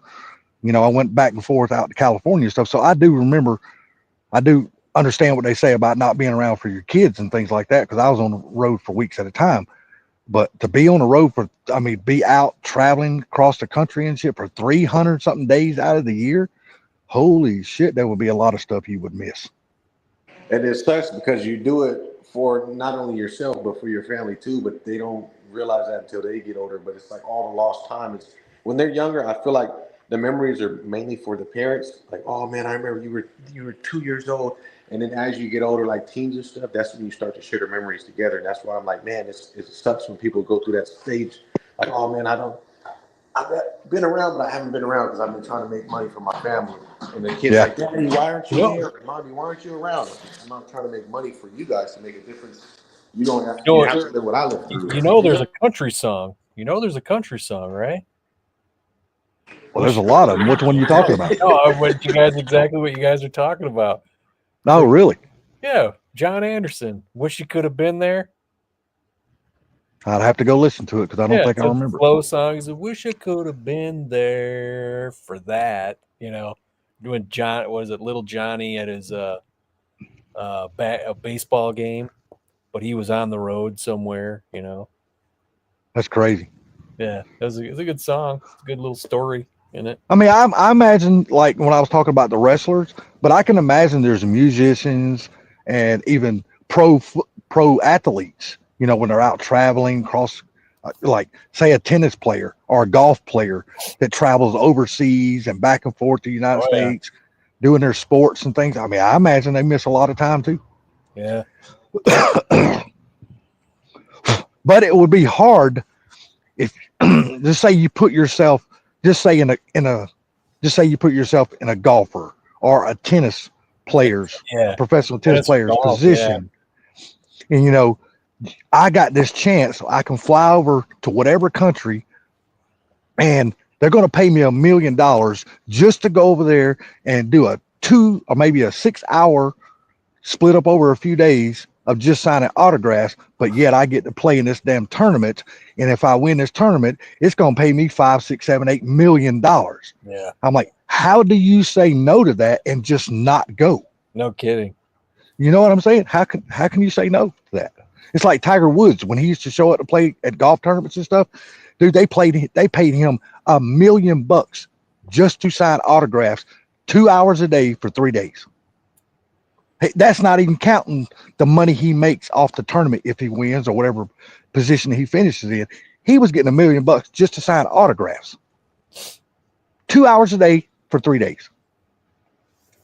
How do you say no to that kind of money? Sweet gig. Damn right. I mean, and then you got his sponsors saying Nike. All right. Nike for over 20 something years paid him $50 million a year just to sponsor him. That's what they paid this guy, not including what. Yeah. But still, dude, he is, even to this day, he is still sponsored by Nike. And he is not even, he's an active player. Yes, he is. He is still sponsored by Nike today. I don't know about that. Yeah, look at the shoes he wears. They say Nike on them. Look at the pants he wears. Look at the shirt. Say what now? He can wear anything he wants, but I thought they dropped him. I didn't know they went back with him. No. They still got him. And he was not only at that, but he was also sponsored by Buick, that was paying him I don't know how many millions of dollars a year. The same time he was being sponsored by Nike. Interesting. Yeah, just think about it though. For over 20 something years, the dude was getting paid $50 million a year from Nike. Think about that. How do you say no? I'm not going to go play in this golf tournament when you got somebody giving you money, giving you $50 million a year? How do you say no to that? And who knows what their contract, what his obligations is in the contract that he signs? He might have to make so many appearances a year and play in so many golf tournaments. The Outdoor Boys, that guy gets views. He just gets millions, multi-millions of views. And it's just him, his GoPro, and he edits the videos. Yeah, but didn't Stain Domination just say he retired? Yeah, but he just said that basically where his channel exploded and he never expected it to. And then he's going everywhere and people want pictures and stuff, and it's kind of getting weird, For his family, yeah. Yeah, so he's just, that's why he didn't say he's quitting. He said he's going to release some videos at the end of the year, and he said it'd be his last video for a while, but who knows? He might come back and do it, but Demolition Ranch just done the same thing. But he just wants to have time with the kids, and it's like, all right, dude, you made your freaking millions off. I was just about to say that Matt with Demolition Ranch did the same thing. He's retiring his channel. Yeah, he shut his channel down. I mean, they made their millions, man. Why not? Walk Yeah, away. but think about it. They made a lot of millions, but ain't none of them making the damn millions that Mr. Beast is making. And he's out there doing that shit every day. And you can ask anybody, they'll tell you that is one of the most private guys you will ever meet. I'm like, how in the hell can he be private? It is. And he's the highest paid fucking YouTuber that they See, are. the thing is about him though, his are high production. He's got lots of people work for him. With Luke, it's him and his GoPro, man. That's it. That's crazy, ain't it? And he edits all of his own shit, and he gets 45 million views. You know, That's crazy. it's ridiculous. You know, Cletus McFarland just put out a video with him and his wife answering like questions and things like that. Yeah. And evidently this must be going on or has been going on a lot with him and his family, where he would be at one of his events or just any place with him and his wife and his kids, and people would want like pictures and stuff with his children and stuff, and him and his children and stuff. And he finally come out and made a video and said, look here, I'm not going to be allowing anybody to take more pictures of me and my kids and my wife. He goes, now me and my wife is one thing, but when we got our kids with us, he goes, from now on, that is off limits. Yeah. He goes, some things just have to be private. Exactly. And I can get it. When you get to that stature and everywhere you go, you're a recognizable face. Yep. I mean, literally, you take, like I said, Cletus is nowhere near as big as the two guys like Demolition Ranch and the other guys you're talking about, Mr. Beast and that other something boys, whatever that is. But he's still big enough to where he's having to come out and say something like that. Then you know it's either the fans are getting really pushy and stuff like that, and they ain't got no choice. They got to come out to protect their family and have a little bit of privacy. Yep. Don't get me wrong. I would love to be in that position and have that kind of problem to make that kind of money. It would be fucking awesome. I mean, but he's living everybody's dream, you know, building cars, having fun with his buddies. So it's like, I respect it. I mean, he's one of the bigger YouTube channels, but he's definitely like a household name because all the stuff that he's done. But it sucks because once you get to that point, you gotta actually, it's boundaries. You gotta set boundaries with everybody because some people, they always say takers don't have a limit. So as a giver, you gotta have your limits. So with that, I totally understand it because you just want privacy with your kids, and you got a lot of weirdos out here. You know, they are out there with your family. And people like, oh, I'm gonna take a picture of your kids. Like, I don't know. Yeah, he flat out come out on this video. I don't know if y'all seen it, but he flat out come on the video and said, I will not be taking no more pictures of my children. He said, look, I just have to tell you people no from now on. He goes, y'all have to respect me and my wife. He goes, we're not being assholes about this. He goes, but you know, like he just said, there's got to be boundaries to that kind of stuff. You got to protect your family, especially when you got two little bitty young kids like that. Exactly. You know, where they see so many people at these events and stuff, and they don't think nobody's a stranger because they see these people all the time. I mean, you have to be really careful. There's a lot of crazy bastards in this world that would love to snatch and grab somebody's kids like that just for goddamn ransom money. Yeah, I was about to say ransom. And then the thing about that too is when you're doing this content, you get all these people are looking at you through the lens, so they're getting to know you for who you are. But then you meet these people that are total strangers. They're like, oh, I know this about you. I know that. And it's like, man, I don't know anything about you. I don't know what you're capable of. I don't know what your inner thoughts are. So it's like, that's the thing that sucks because everybody, like I've had it happen to me where I'm in Palm Springs is a couple hours away from me, but I'm doing work in Palm Springs, and then some guy walks up to me, hey, Sting Domination. I was like, because he would walk around and just look at me, and I'm like, I don't know if this guy's trouble or what, but then he ended up approaching me. He's like, Sting Domination. And I was, oh man, that's crazy. And I just started talking to him and conversating, but I'm like, man, it's crazy because you get people that know you, you don't know what they're capable of, you don't know what their intentions are, you don't know if they're going to try to rob you, kill you, or just people are envious out there. When you're working so hard until a point, like there's a YouTuber out here, I don't know if it's YouTube or TikTok, there's a girl that just got killed. It was her best friend that set her up and killed her. I don't know if it was a nail salon or hair salon, but they ended up asking her name, confirming her name, shot her in the stomach, and they ended up killing her. And it was her best friend that did it. I'm like, or not that did Holy it, shit. it was her best friend that set it up. It's like Jeez. you don't know. You can't trust Damn. anybody out here. Shit, I don't think it's just limited to the out there state domination. I think it's everywhere now. Oh yeah, definitely. But me, I'm just Yeah, like it's even with me, like I want to go places with my kids. Like there's a car show. It's called Fabulous Fords out here. It's a pretty big show out in LA. But I like taking my kids out there. But like I don't know if anybody's having a bad day and just all it takes is one switch to flip and they're just going on a frenzy of something. I don't want to get into that dad mode because like everybody that's a dad and anybody that's obviously an elder in their family, you go into survival mode and you're like, man, I snatched my kids up and got to run out of here. It's life or death situation. So I want yeah, to go out there for a good time, but you never know what you're yeah, going out you for. go straight into protection mode at that point, and Exactly, it changes the whole vibe of everything that you want to do. exactly. And like with me, I grew up not in the ghetto, but I grew up with a mentality of hey, always keep your head on a swivel and always watch your back and stuff like that. So with me, it's just like Mm, when I'm out in public, I don't know. I'm always watching people and when people approach me and stuff. But with my kids, it's different. Like I'm always on the edge with my kids, so it's like I'm relaxed, but I'm not relaxed at the same time. So it's the disadvantages of that stuff. well, let me ask you this, since I have to just ask. This take it as political or not political. I'll leave that up to you how you take this one. Mm-hmm. Um,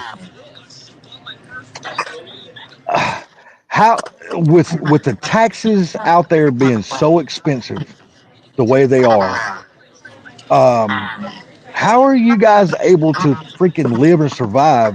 I mean, I understand it's like everybody else, you just manage your money, but with the taxes and regulations being as bad as they are out there, how in the hell do you guys just not want to pack up and get the hell away from there? We've considered it, but it's just this is all we know. And then with me getting my general contractor's license, my license is only good in California. Obviously, I can get it anywhere because California has one of the most dumbest, strictest laws. So they say if you had your contractor's license out here, you could get it anywhere else. But it's just with us, we grew up out in San Diego, so this is all we really know. It's just like we're in a way we're stuck in a hamster wheel, but at the same time, it's just, we're trying to break through and become something different. Everybody's 9 to 5. We're trying to make it to where all right, we're doing this. You have different opportunities. Everybody has opportunities. Just some. I always say it's not what you know, it's who you know. It's once you make relationships like with me. I believe college is not necessarily for education. It not only for education, but it's also a breeding ground for networking. So me, it's just like I want to get to these networking things. That it's not just with business. It's you go out to these car meets or something. People actually interact with you. They like your personality. They're more inclined to, hey, look, I want to do this. Like with us, we do insurance work, so we're trying to stay afloat with insurance work and in the business. And then with that, it's you have to get in good with people that are not higher than you, but the resources that you need to be out here. But with us, it's hard because we're competing. We're by the border, so we're competing with people that don't have licenses, and the cost of living. People cross from Mexico to come here, and their cost of living is a lot less than what we have out here. So, we go to give an estimate to somebody, a customer. They're like, hey, why is this guy coming way cheaper? Like, we have a license, we got to be bonded, we got to be insured. We have to, we don't have to do warranty, but we also give warranty. But Smo Joe or whatever, right here, he doesn't offer any of that. He just get the job done. And we get a lot of people that do that, but it's just, you know, I guess I don't know, honestly. To get back to your question, it's just I've considered it. It's just with us, this is all we really know is this location out here. Like we consider going up north, like maybe like Temecula or Escondido. That's like an hour and a half from us, and it's a lot less cost. But it's just with us, we built our network out here with the customers. We're trying to obviously we're trying to grow, but I mean, it's also we call it sunshine tax out here. So your days, Yeah, we don't really have good way to seasons put out it. here. Like our seasons, when it rains, it's San Diego weather. It's bipolar. Some days it'll be hottie or hottie. I meant sunny. It's sunny and hot up here, and then and then some days it'll just rain out of nowhere. So Yeah, that almost sounds like Florida. weather. Yeah. It's not as humid, definitely not as humid, but the weather definitely, is, going out because we got family in Texas, so we'll travel out to like Texarkana or something, or Dallas or Houston, and that 115 degrees, you really feel it, and it's like Yeah, that no for kidding. however long you're there. But out here, it's like we'll get a day where it's 100 and 103. All right, good day for a beach. We'll go to the beach. Just stuff like Have that. you, Go ahead. is Texas like another state? If y'all was to move out of California, is that would be one of the states y'all would like to go to? Mm, a lot of people move to like Las Vegas or Arizona from here, but Texas, we have family out in Texas, so it'll be familiar with us. But it's just honestly us going out there to vacation with everybody. It's not that it's boring, but I feel like you run out of stuff to do because we'll go out there. It's in the country too, so we'll go out there, shoot guns, just out in the middle of nowhere, and just go have fun or do stuff. But it's like over time, I don't feel like I like to live there. But Mm. obviously, if you need to live somewhere and can't be here anymore, we would have to figure out something. But I feel like only Texas because we have family out there. So y'all would never like consider Florida, maybe something that would be something similar to what y'all have. Don't get me wrong, you feel the heat and humidity down there, but you are surrounded by the ocean. I understand the hurricanes, and everybody's like, well, I don't want to move to a hurricane prone area. Well, there's places Hey, in well, Florida I that can tell people you, can live. I lived in Fort Lauderdale. You still feel the humidity. Oh yeah, don't trust me. I know you do. It ain't nothing fun. Trust me, I know it ain't nothing fun. But I mean I like Florida because it offers a lot. You know what I mean? There's a Yeah, lot that it our does brother, offer. our brother moved out there for a bit, and he telling us the humidity is no joke, and the insects are ridiculous. Like, Oh man, the insects you can put a saddle on them some bitches and See, ride them. that's the one thing. Yeah, oh no, that's the one thing I can tell you when I lived in Fort Lauderdale was there wasn't a lot of bugs because you're by the ocean and it's freaking Yeah, blowing through there. But yeah, you go inland, forget about it. It's yeah, yeah. The humidity's one thing, but once you adjust to the humidity, if you can ever adjust to the humidity, I've been in Georgia all my life, and I can tell you we have got some of the hottest humidity here that you will ever feel because you can look out the window and before you even go outside, you start sweating because you know it's fucking hot outside. yeah, the wind doesn't blow in Georgia. The wind just does not blow there. Well, see, you lived in like the very middle of the fucking state. You lived in fucking Macon. So you can't count Macon because fucking nothing exciting even happens in Macon. Nothing, no I'm wind sorry. blows there. Yeah, I mean, you can blow cigarette smoke out of your mouth in Macon, and you can still there 10 minutes later, you can still watch it floating across the fucking air. There's no wind to blow it away. It's just there. When I was down there in Yeah. that heat, man, with no wind, it just reminded me of those old shows that you seen in black and white where they're in the Southern courthouse and everybody's in there with a fanning themselves with. Yeah. I was like, Yeah. The heat in I said, I Macon, get Georgia that is no now. fucking joke. I said, I finally, after all these years, I get why they're doing that in those movies. Yeah, but see, if you come up to where I'm at, because see, the wind blows here all the fucking time. It's like now it's a breeze blowing, but it's a really like a light breeze. Yeah. But I'm sitting outside now and I can feel it. But if you go like further south and Macon, like down close to like Valdosta, Georgia, or Cordele, or someplace like down there, the wind blows all the time down there. You don't have to worry about it being like it is in Macon. It's just Macon is just one of those fucking dead spots where you just don't get breeze. Yeah.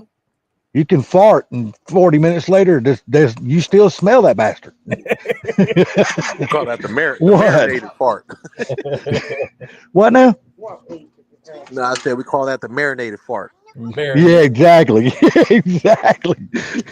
It's rough.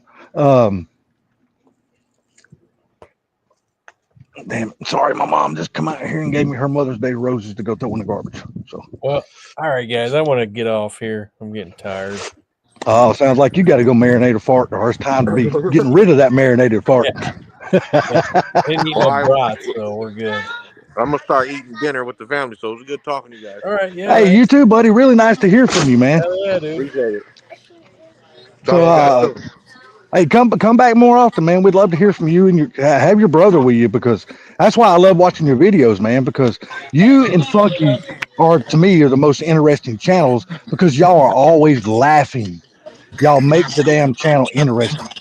Yeah, that's what a lot of people say. The camaraderie between everybody is what everybody likes, is joking around and stuff. So.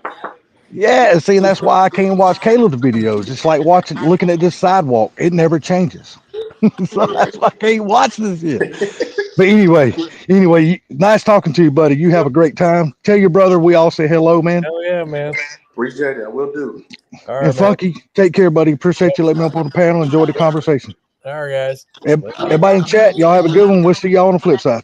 Later.